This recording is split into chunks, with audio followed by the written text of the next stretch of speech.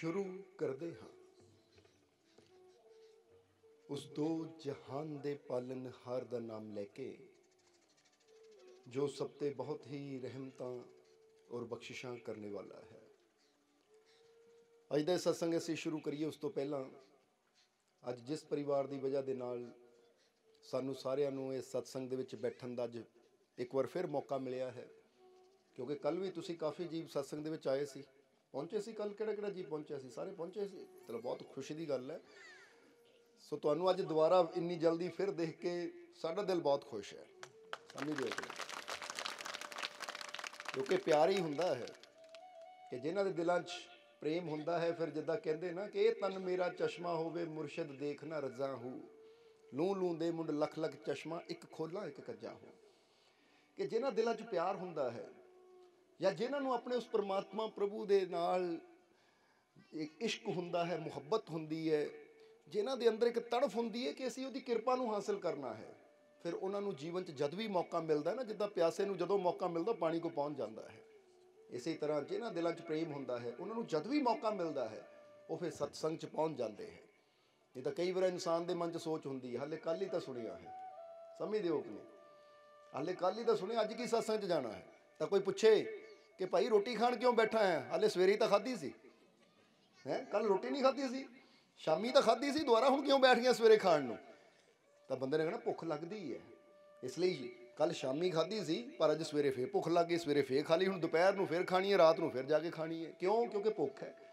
जिस तरह ये शरीर की एक भुख हुंदी है ना, कि इनू जदों भोजन की जरूरत हुंदी है सानू इनू भोजन देना पैंदा है, फिर ही इनू एक तसल्ली ये हुंदी है। इसी तरह रूह की, आत्मा की, मन की भी एक भुख हुंदी है, और वो भुख जिहड़ी है भोजन नाल पूरी नहीं हुंदी। वो भुख किदां पूरी हुंदी है? वो भुख जिद्दां गुरबाणी के अंदर भी आया ना कि भुखिया भुख ना उतरी जे बन्ना पूरियां भार। वो कहंदे पूड़ियां दे ढेर लगा लै, पदार्थां दे ढेर लगा लै, पर जिहड़ी अंदर की भुख है ना ये पदार्थां नाल नहीं पूरी होनी। चाहे बंदा कहे कि मैं कपड़ा भर लिया अलमारियां नाल, अलमारियां नूं कपड़ियां नाल भर लिया, मैं अपने घर दीयां ड्रमियां नूं दाणियां नाल, या भर लिया मैं साजो समान दे नाल अपने घर नूं, पर फिर भी तुसीं अंदर चैक करोगे तो अंदर फिर भी रहेगी कमी, अंदर फिर भी बंदे नूं तसल्ली नहीं होएगी। हुंदा कि नहीं? इदां वो यही गल गुरु भी दस रहे हैं कि जिहड़ी अंदर की भुख है ना वो बाहरलियां चीज़ां नाल पूरी नहीं होनी, क्योंकि अंदरली भुख तो उदों ही पूरी होनी है जदों इंसान नूं वो चीज़ मिलेगी जो अंदर की जरूरत है। जिस तरह एक बाहर की जरूरत हुंदी है, इसी तरह एक अंदर की भी जरूरत हुंदी है, क्योंकि ये जीवन 3 क्षेत्रों में हुंदा है। ये बारे गल करांगे, पर उस तो पहला, इस तो पहला कि गल अगे चल जाए, अज जिस परिवार की वजह के नाल सानू सारिआं नूं इस सत्संग दे विच बैठण दा मौका मिलिया है, मालिक की किरपा दे नाल उस परिवार 'च बच्ची की शादी है। सो सब तो पहला तो असीं अपनी तरफों आई हुई सारी संगत की तरफों ये परिवार नूं डबल डबल दोहरियां दोहरियां बधाइयां देवांगे, सत्संग दियां भी और ये खुशियां भरे कारज दियां भी। और सारी संगत रल के इन्हां वास्ते उस मालिक के चरणों 'च अरदास करो, बेनती करो, प्रार्थना करो कि मालिक इस घर परिवार नूं खुशियां दे नाल, रहमतां दे नाल, बरकतां दे नाल, अपनी किरपा दे नाल भरपूर रखण। इन्हां दा हर कारज सुख सकीली सफलता दे नाल संपूर्ण होवे, और आने वाला समा होर भी ज़्यादा इस परिवार वास्ते खुशियां, रहमतां, बरकतां भरिया होवे। हर तरह की तकलीफ, परेशानी, कमी तो मालिक इस परिवार नूं बचा के रखे। ये परिवार नूं इन्नियां खुशियां मालिक देण, इन्नियां रहमतां नाल भरपूर करन कि कदी बोलण दी, मंगण दी इन्हां नूं जरूरत ही ना पवे, और हर खुशी मालिक इस परिवार की झोली च पाण। और जिस तरह अज खुशियां नाल इन्हां ने सत्संग करवाए है, इसी तरह इन्हां दे घर च खुशियां आंदियां रहन, और ये खुशियां नाल सत्संग करवाते रहन, और सानू सारिआं नूं इस सत्संग च बैठण का मौका मिलता रहे। ये सारी संगत रल के इन्हां वास्ते बेनती करो। करती? हुण चलिए फिर लईए आनंद। पहले दसो खुश हो तुसीं? किहड़ा किहड़ा जीव खुश है? हस के दिखाओ फिर जरा, किहड़ा किहड़ा जीव खुश है? फिर एक गल कह दो दिलों कि मैं बहुत वो दिलों कहना, उपरों नहीं, क्योंकि हमेशा दसी दा जो खुशी की गल हुंदी ना इत्थों होनी चाहिए आवाज़। ये कहो मेरे दिल चों आवाज़ आ रही है। एक हुंदा कि अंदरों बंदा उदास जिहा हुंदा, बाहरों कहता खुश आ। समझदे हो कि नहीं? कई बार देखते हो ना कि कोई बंदे ICU च हुंदे है, एक मरीज़ ICU च लेटिया हुंदा, इत्थे भी पाइप लगी हुंदी, इत्थे भी पाइप लगी हुंदी, उत्थे भी पाइप लगी हुंदी, जानी सारे पासे प्रॉब्लम हुंदी है उहनूं। कोई पुछे कहता ठीक ही हाँ। हुण ये सानूं भी पता कि ठीक हुंदा तां ICU च लम्मे नहीं पैना सी, ਪਰ ਉਹ ਸਿਰ ਉਹਦਾ ਕਹਿਣ ਦਾ ਢੰਗ ਠੀਕ ਹੀ ਆ। ਤਾਂ ਹੁਣ ਜ਼ਰਾ ਗੌਰ ਕਰਨਾ ਕਿ ਜਿਸ ਵੇਲੇ ਬੰਦਾ ਇੱਦਾਂ ਦੀ ਸਿਚੁਏਸ਼ਨ 'ਚ ਹੁੰਦਾ ਹੈ ਤਾਂ ਉਸ ਵੇਲੇ ਬੰਦਾ ਅਗਰ ਇਹ ਗੱਲ ਕਵੇ ਕਿ ਬਈ ਠੀਕ ਹੈ ਅੱਜ ਮੈਂ ICU 'ਚ ਹਾਂ ਪਰ ਮੈਨੂੰ ਆਪਣੇ ਰੱਬ ਤੇ ਪੂਰਾ ਯਕੀਨ ਹੈ, ਜਲਦੀ ਮੈਂ ਆਪਣੇ ਘਰ ਹੋਣਾ ਤੁਰਦਾ ਫਿਰਦਾ ਤੰਦਰੁਸਤੀ ਦੇ ਨਾਲ, ਫਿਰ ਇਹਨੂੰ ਕਹਿੰਦੇ ਇਹਨੂੰ ਵਿਸ਼ਵਾਸ ਹੈ ਕਿ ਜੇ ਅੱਜ ਬਿਮਾਰੀ ਹੈ ਤਾਂ ਕੱਲ੍ਹ ਨੂੰ ਤੰਦਰੁਸਤੀ ਵੀ ਜ਼ਰੂਰ ਆਉਣੀ ਹੈ। ਹੁਣ ਇਹੀ ਗੱਲ ਤੁਹਾਨੂੰ ਕਹਾਂਗੇ ਕਿ ਜੇ ਇਸ ਵੇਲੇ ਤੁਹਾਡੇ ਜੀਵਨ 'ਚ ਉਦਾਸੀ ਹੈ, ਉਦਾਸੀ ਦਾ ਮਤਲਬ ਕੋਈ ਚਿੰਤਾ ਹੈ, ਕੋਈ ਫਿਕਰ ਹੈ, ਕੋਈ ਟੈਨਸ਼ਨ ਹੈ, ਕੋਈ ਤਕਲੀਫ ਹੈ, ਕੋਈ ਦੁੱਖ ਹੈ, ਚਾਹੇ ਉਹ ਸਿਹਤ ਨੂੰ ਲੈ ਕੇ ਆ, ਕਾਰੋਬਾਰ ਨੂੰ ਲੈ ਕੇ ਆ, ਪਰਿਵਾਰ ਨੂੰ ਲੈ ਕੇ ਆ, ਤਾਂ ਇੰਨੀ ਗੱਲ ਕਹੋ ਮੈਂ ਬਹੁਤ ਖੁਸ਼ ਹਾਂ। ਕਿਉਂ? ਕਿਉਂਕਿ ਮੈਨੂੰ ਆਪਣੇ ਮਾਲਿਕ ਤੇ ਯਕੀਨ ਹੈ ਕਿ ਹੁਣ ਟੈਨਸ਼ਨ ਹੈ ਪਰ ਜੇ ਉਹਦੀ ਕਿਰਪਾ ਹੋ ਜਾਵੇ ਤਾਂ ਕੱਲ੍ਹ ਨੂੰ ਖੁਸ਼ੀ ਵੀ ਜ਼ਰੂਰ ਮਿਲੇਗੀ। ਸਮਝਦੇ ਹੋ ਕਿ ਨਹੀਂ? ਔਰ ਜਿਹੜਾ ਵਿਸ਼ਵਾਸ ਰੱਖਦਾ ਉਹਨੂੰ ਖੁਸ਼ੀਆਂ ਮਿਲਦੀਆਂ ਵੀ ਜ਼ਰੂਰ ਹੈ। ਅਸੀਂ ਕਹਿ ਦਿਓ ਫਿਰ ਮੈਂ ਬਹੁਤ ਖੁਸ਼ੀ ਦੇ ਨਾਲ ਕਹਿਣਾ ਹੈ, ਦਿਲੋਂ। ਸਮਝਦੇ ਹੋ ਕਿ ਨਹੀਂ? ਇਸ ਲਈ ਜਦੋਂ ਇਨਸਾਨ ਦਿਲੋਂ ਕਿਸੇ ਚੀਜ਼ ਦਾ ਆਵਾਹਨ ਕਰਦਾ ਨਾ, ਆਵਾਜ਼ ਦਿੰਦਾ ਹੈ, ਤਾਂ ਪਰਮਾਤਮਾ ਨੂੰ ਪੂਰਾ ਵੀ ਕਰਦਾ ਹੈ, ਕਿਉਂਕਿ ਦਿਲ ਦੀ ਆਵਾਜ਼ ਹੀ ਤਾਂ ਉਹਦੇ ਤੱਕ ਪਹੁੰਚਦੀ ਹੈ। ਤਾਂ ਹੀ ਤਾਂ ਕਿਹਾ ਜ਼ੁਬਾਨ ਤੋਂ ਨਾ ਬੋਲੋ, ਕਿਉਂਕਿ ਜ਼ੁਬਾਨ ਰੱਬ ਨੇ ਦਿੱਤੀ ਹੈ ਸਾਨੂੰ ਇੱਕ ਦੂਜੇ ਨਾਲ ਗੱਲਾਂ ਕਰਨ ਨੂੰ। ਸਮਝਦੇ ਹੋ ਕਿ ਨਹੀਂ? ਅਸੀਂ ਇੱਕ ਦੂਜੇ ਨਾਲ ਗੱਲ ਕਰਨੀ ਹੈ ਤਾਂ ਜ਼ੁਬਾਨ ਨਾਲ ਹੀ ਹੋਣੀ ਹੈ। ਜੇ ਉੱਥੇ ਬੰਦਾ ਚੁੱਪ ਕਰਕੇ ਬਹਿ ਜਾਵੇ ਤਾਂ ਦੂਜਾ ਸਮਝ ਹੀ ਨਹੀਂ ਪਾਏਗਾ, ਉਲਟਾ ਅਗਲੇ ਨੇ ਕਹਿਣਾ ਭਾਈ ਗੁੱਸੇ ਕਿਉਂ ਹੋਇਆ ਹੈ, ਬੋਲਦਾ ਹੀ ਨਹੀਂ।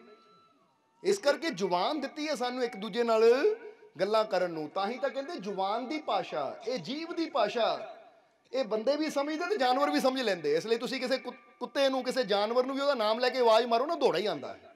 ਹੁੰਦਾ ਕਿ ਨਹੀਂ? ਕਿਉਂਕਿ ਉਹ ਵੀ ਸਾਡੀ ਜ਼ੁਬਾਨ ਦੀ ਭਾਸ਼ਾ ਨੂੰ ਸਮਝਦਾ ਹੈ। ਹੁਣ ਕਿਸੇ ਕੁੱਤੇ ਦਾ ਨਾਮ ਟੌਮੀ ਹੁੰਦਾ ਹੈ, ਕਿਸੇ ਦਾ ਕੁਛ ਹੁੰਦਾ ਸੀ, ਟੌਮੀ ਟੌਮੀ, ਉਹ ਜਿੱਥੇ ਮਰਜ਼ੀ ਬੈਠਾ ਹੋਵੇ, ਚਾਹੇ ਨਜ਼ਰ ਵੀ ਨਹੀਂ ਆਉਂਦਾ, ਤੁਸੀਂ ਆਵਾਜ਼ ਮਾਰਦੇ ਹੋ, ਕਮਰੇ 'ਚ ਹੁੰਦਾ ਤਾਂ ਕਮਰੇ 'ਚੋਂ ਦੌੜਾ ਆ ਜਾਂਦਾ ਹੈ। ਸੋ ਦੱਸਣਾ ਕੀ ਚਾਹੁੰਦੇ, ਜ਼ੁਬਾਨ ਪਰਮਾਤਮਾ ਨੇ ਸਾਨੂੰ ਦਿੱਤੀ ਇੱਕ ਦੂਜੇ ਨਾਲ ਗੱਲਾਂ ਕਰਨ ਨੂੰ ਜਾਂ ਇੱਕ ਦੂਜੇ ਨਾਲ ਸੰਪਰਕ ਕਰਨ ਨੂੰ।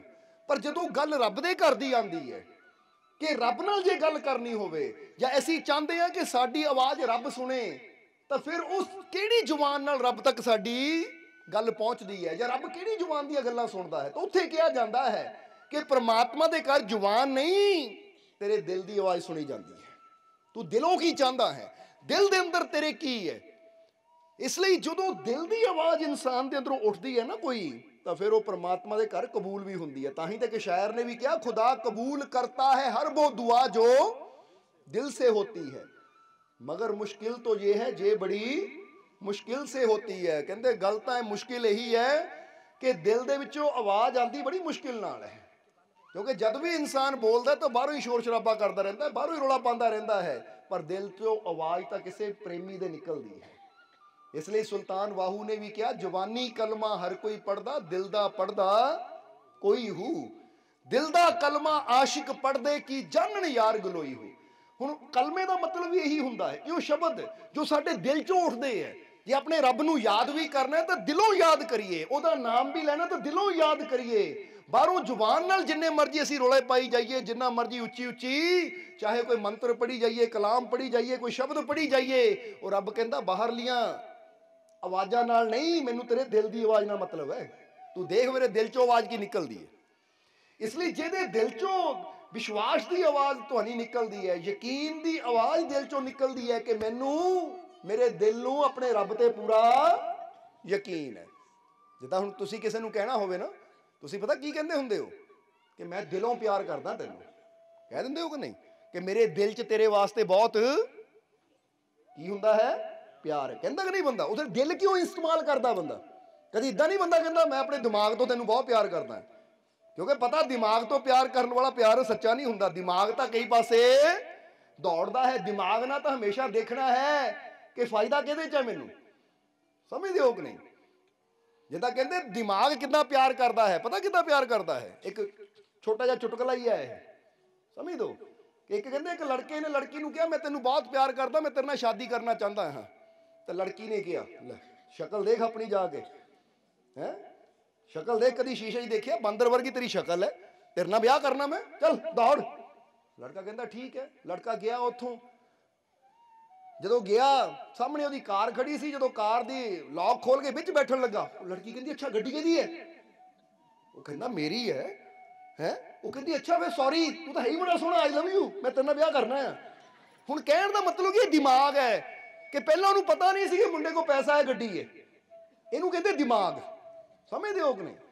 ਤਾਂ ਜਿਹੜਾ ਦਿਲ ਦੀ ਗੱਲ ਹੁੰਦੀ ਹੈ ਤੇ ਦਿਲ ਇਹ ਨਹੀਂ ਦੇਖਦਾ ਕਿ ਬੰਦਾ ਗਰੀਬ ਹੈ, ਬੰਦਾ ਅਮੀਰ ਹੈ, ਬੰਦਾ ਗੋਰਾ ਹੈ, ਬੰਦਾ ਕਾਲਾ ਹੈ। ਤਾਂ ਗੱਲ ਜਦੋਂ ਰੱਬ ਦੀ ਆ ਜਾਂਦੀ ਹੈ ਤਾਂ ਫਿਰ ਕਹਿੰਦੇ ਨਾ ਜਿਹੜੇ ਰੱਬ ਦੇ ਆਸ਼ਿਕ ਹੁੰਦੇ ਆ ਉਹ ਨਾ ਜਾਤ ਦੇਖਦੇ, ਨਾ ਧਰਮ ਦੇਖਦੇ ਆ, ਨਾ ਅਮੀਰ ਦੇਖਦੇ, ਨਾ ਗਰੀਬ ਦੇਖਦੇ ਆ। ਉਹ ਤਾਂ ਸਭ ਨਾਲ ਹੀ ਪਿਆਰ ਕਰਦੇ ਆ, ਕਿਉਂਕਿ ਉਹਨਾਂ ਨੂੰ ਪਤਾ ਕਿ ਮੇਰਾ ਰੱਬ ਤਾਂ ਸਭ ਦੇ ਅੰਦਰ ਵਸਦਾ ਹੈ।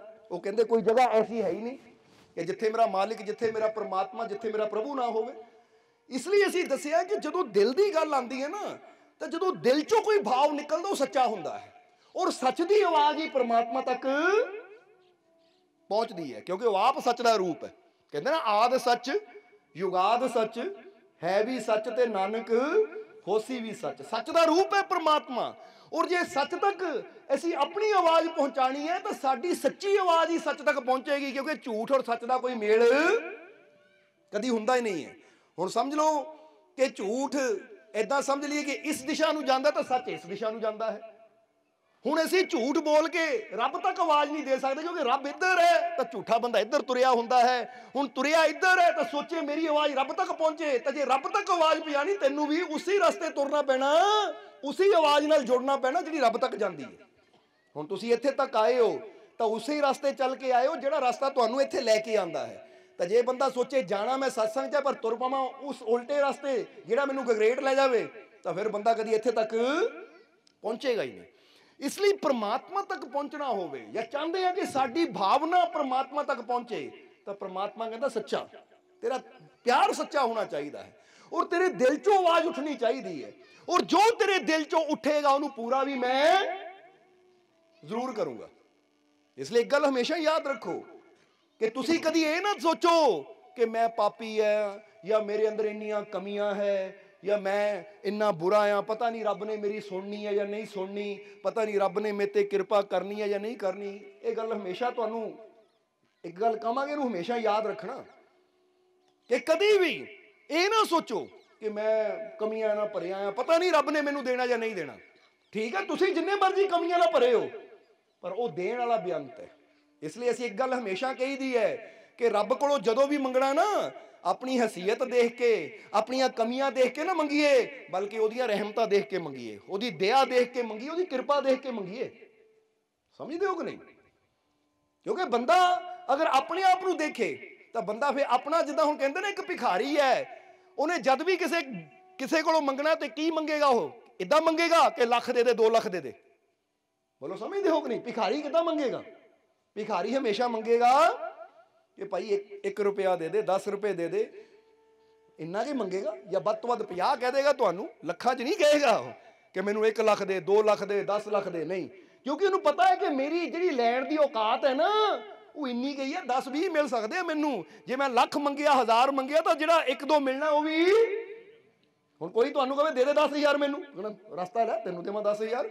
ਔਰ ਕੋਈ ਕਹੇ 10 ਰੁਪਏ ਦੇ ਦੇ, ਤੁਸੀਂ ਕਹਿਣਾ ਚੱਲ ਭਾਈ ਆ 10 ਤਾਂ ਲੈ ਜਾ, ਕਿਉਂਕਿ ਇੰਨੀ ਕੁ ਤਾਂ ਤੇਰੀ ਉਹ ਬਣਦੀ ਹੈ। ਸੋ ਇੱਥੇ ਗੱਲ ਆਉਂਦੀ ਹੈ ਕਿ ਦੁਨੀਆ ਕੋਲੋਂ ਮੰਗਣਾ ਹੈ ਤਾਂ ਫਿਰ ਦੇਖਣਾ ਪੈਂਦਾ ਹੈ। ਪਰ ਜਦੋਂ ਗੱਲ ਆਉਂਦੀ ਨਾ ਰੱਬ ਦੀ, ਜਿੱਦਾਂ ਅਸੀਂ ਇੱਕ ਗੱਲ ਦੱਸੀ ਦੀ ਇੱਥੇ ਹੁਣ ਗੱਲ ਚੱਲੀ ਹੈ, ਤਾਂ ਥੋੜੀ ਕਹਾਣੀ ਨਾਲ ਤੁਹਾਨੂੰ ਸਮਝ ਆ ਜਾਏਗੀ। ਕਹਾਣੀ ਸਾਨੂੰ ਬੜੀ ਪਿਆਰੀ ਲੱਗਦੀ ਹੈ। ਕੁਝ ਕਹਾਣੀਆਂ ਇਦਾਂ ਦੀਆਂ ਕਿ ਜਿਹੜੀਆਂ ਅਸੀਂ ਜਦੋਂ ਸੁਣਾਉਂਦੇ ਆ ਨਾ ਤਾਂ ਇਦਾਂ ਦਿਲ 'ਚ ਵਸ ਜਾਂਦੀਆਂ ਕਿ ਬੰਦਾ ਕਹਿੰਦਾ ਕਿ ਕਿਹੜੀ ਕਹਾਣੀ, ਕਿਹੜੀ ਸਾਖੀ ਤੁਹਾਨੂੰ ਚੰਗੀ ਲੱਗਦੀ ਹੈ। ਤਾਂ ਉਹਨਾਂ 'ਚੋਂ ਇਹ ਵੀ ਇੱਕ ਸਾਖੀ ਇਦਾਂ ਦੀ ਹੈ ਜੋ ਸਾਨੂੰ ਬੜੀ ਪਸੰਦ ਹੈ। ਇਹ ਕਹਾਣੀ ਹੈ ਕਿ ਇੱਕ ਵਾਰ ਨਾ ਇੱਕ ਆਦਮੀ, ਉਹਦੀ ਪਤਨੀ ਬਿਮਾਰ ਹੋ ਗਈ। ਜਦੋਂ ਪਤਨੀ ਬਿਮਾਰ ਹੋਈ ਤਾਂ ਵੈਦ ਕੋਲ ਗਿਆ, ਜੋ ਉਸ ਨਗਰ ਦਾ ਵੈਦ ਸੀ ਉਹਦੇ ਕੋਲ ਗਿਆ। ਵੈਦ ਬਹੁਤ ਮਸ਼ਹੂਰ ਸੀ। ਜਦੋਂ ਉਹਦੇ ਕੋਲ ਗਿਆ ਤਾਂ ਵੈਦ ਨੇ ਉਸ ਆਦਮੀ ਨੂੰ ਕਿਹਾ, ਕਹਿੰਦਾ ਦੇਖ ਬਈ ਤੇਰੀ ਪਤਨੀ ਦੀ ਜੋ ਬਿਮਾਰੀ ਹੈ ਨਾ, ਇਹਦੀ ਦਵਾਈ ਤਿਆਰ ਕਰਨੀ ਪੈਣੀ ਹੈ, ਇਹਦੀ ਦਵਾਈ ਤਿਆਰ ਕਰਨੀ ਪੈਣੀ ਹੈ। ਹੁਣ ਦਵਾਈ ਦਾ ਸਾਰਾ ਸਮਾਨ ਮੇਰੇ ਕੋਲ ਹੈ, ਦਵਾਈ ਦਾ ਸਾਰਾ ਸਮਾਨ ਮੇਰੇ ਕੋਲ ਹੈ, ਪਰ ਦਵਾਈ ਦੇ ਵਿੱਚ ਪੈਣਾ ਹੈ ਸ਼ਹਿਦ। ਕੀ ਪੈਣਾ ਹੈ? ਸ਼ਹਿਦ ਪੈਣਾ ਹੈ ਦਵਾਈ ਦੇ ਵਿੱਚ, ਔਰ ਸ਼ਹਿਦ ਮੇਰੇ ਕੋਲ ਖਤਮ ਹੋ ਚੁੱਕਾ ਹੈ। ਤੂੰ ਏਦਾਂ ਕਰ, ਆਹ ਕਟੋਰੀ ਲੈ ਜਾ, ਕਿਤੇ ਉਹ ਸ਼ਹਿਦ ਲੈ ਕੇ ਆ, 1 ਕਟੋਰੀ ਸ਼ਹਿਦ ਦੀ ਲਿਆ, ਫਿਰ ਤੇਰੀ ਪਤਨੀ ਦੀ ਦਵਾਈ ਤਿਆਰ ਹੋ ਜਾਏਗੀ, ਉਹਨੂੰ ਜਾ ਕੇ ਖਿਲਾ ਦੇਈਂ, ਸਵੇਰ ਤੱਕ ਠੀਕ ਹੋ ਜਾਏਗੀ। ਹੁਣ ਪਤਨੀ ਦੇ ਦਰਦ ਬੜੀ ਹੁੰਦੀ ਸੀ, ਬਿਮਾਰ ਸੀ, ਇਸ ਲਈ ਉਸਨੇ ਫਟਾਫਟ ਕਟੋਰੀ ਫੜੀ ਔਰ ਨਗਰ ਦੀ ਤਰਫ ਦੌੜ ਗਿਆ ਮੰਗਣ ਵਾਸਤੇ। ਪਰ ਜਿਹਦੇ ਵੀ ਘਰ ਜਾਵੇ, ਦਰਵਾਜ਼ਾ ਖੜਕਾਵੇ, ਅਗਲਾ ਪੁੱਛਦਾ ਕੀ ਚਾਹੀਦਾ ਹੈ? ਉਹ ਕਹਿੰਦੇ ਸ਼ਹਿਦ ਚਾਹੀਦਾ ਹੈ। ਹੁਣ ਕਿਸੇ ਦੇ ਕੋਲ ਤਾਂ ਹੈ ਨਹੀਂ, ਉਹ ਉਦਾਂ ਮਨਾ ਕਰ ਦਿੰਦਾ ਕਿ ਹੈ ਨਹੀਂ ਮੇਰੇ ਕੋਲ, ਤਾਂ ਕਈਆਂ ਕੋ ਹੈ ਪਰ ਉਹ ਦੇਣਾ ਨਹੀਂ ਚਾਹੁੰਦੇ। ਇਹਨੂੰ ਸ਼ਹਿਦ ਕਿਉਂ ਦੇਈਏ? ਜਰਾ ਸਮਝਣਾ ਸਾਰਿਆਂ ਨੇ, ਕਿਉਂਕਿ ਦੁਨੀਆ ਤੇ ਕਿੰਨੇ ਪ੍ਰਕਾਰ ਦੇ ਲੋਕ ਹੁੰਦੇ ਆ। ਇੱਕ ਤਾਂ ਉਹ ਹੁੰਦੇ ਜੋ ਮਦਦ ਕਰਨਾ ਚਾਹੁੰਦੇ ਆ ਪਰ ਉਹਨਾਂ ਦੀ ਸਮਰੱਥਾ ਨਹੀਂ ਹੁੰਦੀ, ਉਹਨਾਂ ਦੀ ਕੋਈ ਹਿੰਮਤ ਨਹੀਂ ਹੁੰਦੀ ਮਦਦ ਕਰੀਏ। ਪਰ ਕਈ ਹੁੰਦੇ ਉਹ ਕਰ ਸਕਦੇ ਆ ਪਰ ਫਿਰ ਵੀ ਦੂਜੇ ਦੀ ਮਦਦ ਨਹੀਂ ਕਰਦੇ, ਦੂਜੇ ਦੀ ਹੈਲਪ ਨਹੀਂ ਕਰਦੇ। ਇਸ ਲਈ ਜਿਹਦੇ ਕੋਲ ਨਹੀਂ ਸੀ ਉਹਨਾਂ ਕਹਿਤਾ ਭਾਈ ਅਸੀਂ ਮਜਬੂਰ ਹਾਂ, ਸਾਡੇ ਕੋਲ ਹੁੰਦਾ ਤਾਂ ਜ਼ਰੂਰ ਦਿੰਦੇ ਪਰ ਹੈ ਨਹੀਂ। ਤਾਂ ਕਈਆਂ ਨੇ ਉਦਾਂ ਹੀ ਕਹਿ ਦਿੱਤਾ, ਸੀਗਾ ਘਰ ਦੇ ਵਿੱਚ ਸਭ ਕੁਝ ਪਰ ਉਹਨਾਂ ਕਿਹਾ ਨਹੀਂ ਹੈ ਨਹੀਂ ਸਾਡੇ ਕੋਲ, ਜਾ ਚਲਾ ਜਾ ਕਿਤੇ ਹੋਰ ਲੈ ਜਾ ਕੇ। ਸਮਝਦੇ ਹੋ ਕਿ ਨਹੀਂ? ਔਰ ਕਈ ਤਾਂ ਇਦਾਂ ਦੇ ਵੀ ਸੀ, ਤੂੰ ਸਾਡਾ ਕੀ ਲੱਗਦਾ ਹੈ, ਤੈਨੂੰ ਕਿਉਂ ਦਈਏ। ਸਮਝਦੇ ਹੋ ਕਿ ਨਹੀਂ? ਕਿਉਂਕਿ ਦੁਨੀਆ ਤੇ ਇਦਾਂ ਦੇ ਵੀ ਬਹੁਤ ਹੁੰਦੇ ਆ, ਜਿਹੜਾ ਸਾਡਾ ਕੁਝ ਲੱਗਦਾ ਨਾ ਉਹਦੀ ਹੈਲਪ ਕਰਨੀ ਹੈ, ਤੇ ਜਿਹੜਾ ਸਾਨੂੰ ਜਿਹਨੂੰ ਅਸੀਂ ਜਾਣਦੇ ਨਹੀਂ ਉਹਦੀ ਹੈਲਪ ਅਸੀਂ ਕਿਉਂ ਕਰੀਏ। ਤੇ ਇੱਕ ਗੱਲ ਯਾਦ ਰੱਖੋ, ਜਦੋਂ ਇਹ ਭਾਵਨਾ ਹੁੰਦੀ ਹੈ ਨਾ ਕਿ ਤੂੰ ਸਾਡਾ ਕੁਝ ਲੱਗਦਾ ਆ, ਕੋਈ ਸਾਡਾ ਜਿੱਦਾਂ ਬੰਦਾ ਕਹਿੰਦਾ ਇਹ ਅਨਨੋਨ ਹੈ, ਇਹਨੂੰ ਮੈਂ ਜੇ ਹੀ ਜਾਣਦਾ, ਇਹ ਨੋਨ ਹੈ ਇਹਨੂੰ ਮੈਂ ਜਾਣਦਾ ਹਾਂ, ਚਾਹੇ ਮੇਰਾ ਦੋਸਤ ਹੈ, ਚਾਹੇ ਮੇਰੇ ਕੋਈ ਰਿਸ਼ਤੇਦਾਰ ਦਾ ਰਿਸ਼ਤੇਦਾਰ ਹੈ, ਚਾਹੇ ਮੇਰਾ ਆਂਢੀ ਗੁਆਂਢੀ, ਇਹਨੂੰ ਮੈਂ ਜਾਣਦਾ, ਇਹਦੀ ਹੈਲਪ ਕਰਨੀ ਹੈ। ਤਾਂ ਕੋਈ ਪੁੱਛਣ ਵਾਲਾ ਹੋਵੇ, ਹੁਣ ਤੁਸੀਂ ਕਿੱਥੇ ਰਹਿੰਦੇ ਹੋ? ਹਿਮਾਚਲ 'ਚ। ਤੁਸੀਂ ਚਲੇ ਜਾਵੋ ਗੁਜਰਾਤ ਵਿੱਚ, ਤੁਸੀਂ ਚਲੇ ਜਾਵੋ ਦਿੱਲੀ ਵਿੱਚ, ਤਾਂ ਦਿੱਲੀ ਦੇ ਪੇੜ ਕਹਿਣ ਤੁਹਾਨੂੰ ਇਹਨੂੰ ਤਾਂ ਇਹੀ ਜਾਣਦੇ ਨਹੀਂ, ਇਹਨੂੰ ਆਕਸੀਜਨ ਨਹੀਂ ਦੇਣੀ। ਧਰਤੀ ਕਹਿ ਦੇਵੇ ਇਹ ਤਾਂ ਭਾਈ ਹਿਮਾਚਲ ਦੀ ਧਰਤੀ ਤੇ ਰਹਿਣ ਵਾਲਾ ਹੈ, ਇਹ ਦਿੱਲੀ ਦੀ ਧਰਤੀ ਤੇ ਆ ਗਿਆ, ਇਹਨੂੰ ਇਹੀ ਜਗ੍ਹਾ ਨਹੀਂ ਦੇਣੀ, ਤਾਂ ਫਿਰ ਕੀ ਬਣੇਗਾ ਬੰਦੇ ਦਾ। ਇਸ ਲਈ ਇੱਥੋਂ ਕੀ ਕੁਦਰਤ ਨੇ ਇਦਾਂ ਦਾ ਸਿਸਟਮ ਬਣਾਇਆ ਕਿ ਤੂੰ ਕਿਸੇ ਕੰਟਰੀ 'ਚ ਚਲਾ ਜਾ, ਕਿਸੇ ਦੇਸ਼ 'ਚ ਚਲਾ ਜਾ, ਕਿਤੇ ਵੀ ਚਲਾ ਜਾ, ਹਰ ਚੀਜ਼ ਤੇਰੀ ਮਦਦ ਕਰਦੀ ਹੈ। ਕਦੀ ਪੇੜ ਨਹੀਂ ਕਹਿੰਦੇ ਕਿ ਭਾਈ ਅਸੀਂ ਤੇਰੇ ਘਰ ਦੇ ਪੇੜ ਹੈ ਨਹੀਂ, ਤੂੰ ਕਿਹੜਾ ਸਾਨੂੰ ਪਾਣੀ ਪਾਇਆ ਹੈ ਜਿਹੜਾ ਤੈਨੂੰ ਆਕਸੀਜਨ ਦੇਈਏ, ਤੂੰ ਕਿਹੜਾ ਸਾਨੂੰ ਪਾਣੀ ਪਾਇਆ ਜਿਹੜਾ ਤੈਨੂੰ ਫਲ ਦੇਈਏ। ਤੁਸੀਂ ਕਿਸੇ ਵੀ, ਚਾਹੇ ਇੰਡੀਆ 'ਚ ਬੈਠੇ ਹੋ, ਇੰਡੀਆ ਦੇ ਕਿਸੇ ਵੀ ਸਟੇਟ 'ਚ ਬੈਠੇ ਹੋ, ਚਾਹੇ ਯੂਪੀ ਚਲੇ ਜਾਓ, ਬਿਹਾਰ ਚਲੇ ਜਾਓ, ਕਿਤੇ ਵੀ ਚਲੇ ਜਾਓ, ਔਰ ਚਾਹੇ ਤੁਸੀਂ ਇੰਡੀਆ ਤੋਂ ਬਾਹਰ ਕਿਤੇ ਚਲੇ ਜਾਓ, ਜਿੱਥੇ ਵੀ ਫਲ ਲੱਗਾ ਤੁਸੀਂ ਤੋੜ ਕੇ ਖਾ ਸਕਦੇ ਹੋ, ਪੇੜ ਦੀ ਛਾਂ ਥੱਲੇ ਬੈਠ ਸਕਦੇ ਹੋ, ਲੰਬਾ ਸਾਹ ਲੈ ਸਕਦੇ ਹੋ, ਆਕਸੀਜਨ ਮਿਲਦੀ ਹੈ। ਕਿਉਂਕਿ ਕੁਦਰਤ ਨੇ ਸਾਰਾ ਸਿਸਟਮ ਇੱਦਾਂ ਦਾ ਬਣਾਇਆ ਹੈ ਕਿ ਕੁਦਰਤ ਕਹਿੰਦੀ ਹੈ ਤੂੰ ਜਿੱਥੇ ਵੀ ਜਾਏਗਾ ਮੈਂ ਤੇਰੀ ਹੈਲਪ ਕਰਨ ਨੂੰ ਤਿਆਰ ਹਾਂ, ਮੈਂ ਤੇਰੇ ਨਾਲ ਹਾਂ। ਹੁਣ ਜਦੋਂ ਅਸੀਂ ਵੀ ਇੱਦਾਂ ਦੀ ਭਾਵਨਾ ਰੱਖਦੇ ਹਾਂ ਕਿ ਮੈਂ ਸਭ ਦੀ ਹੈਲਪ ਕਰਨੀ ਹੈ, ਜਿੱਥੇ ਕੋਈ ਨੇਕੀ ਹੋ ਰਹੀ ਹੈ, ਜਿੱਥੇ ਕੋਈ ਅੱਛਾਈ ਹੋ ਰਹੀ ਹੈ, ਉਹਦੇ 'ਚ ਮੈਂ ਕੁਝ ਯੋਗਦਾਨ ਦੇਣਾ ਹੈ, ਜਦੋਂ ਅੱਛਾ ਕਰਨ ਦੀ ਭਾਵਨਾ ਰੱਖਦੇ ਤਾਂ ਕੁਦਰਤ ਵੀ ਸਾਡੇ ਨਾਲ ਹੋ ਜਾਂਦੀ ਹੈ ਕਿ ਜੋ ਕੰਮ ਮੇਰਾ ਹੈ ਉਹੀ ਕੰਮ ਇਹਦਾ ਵੀ ਹੈ।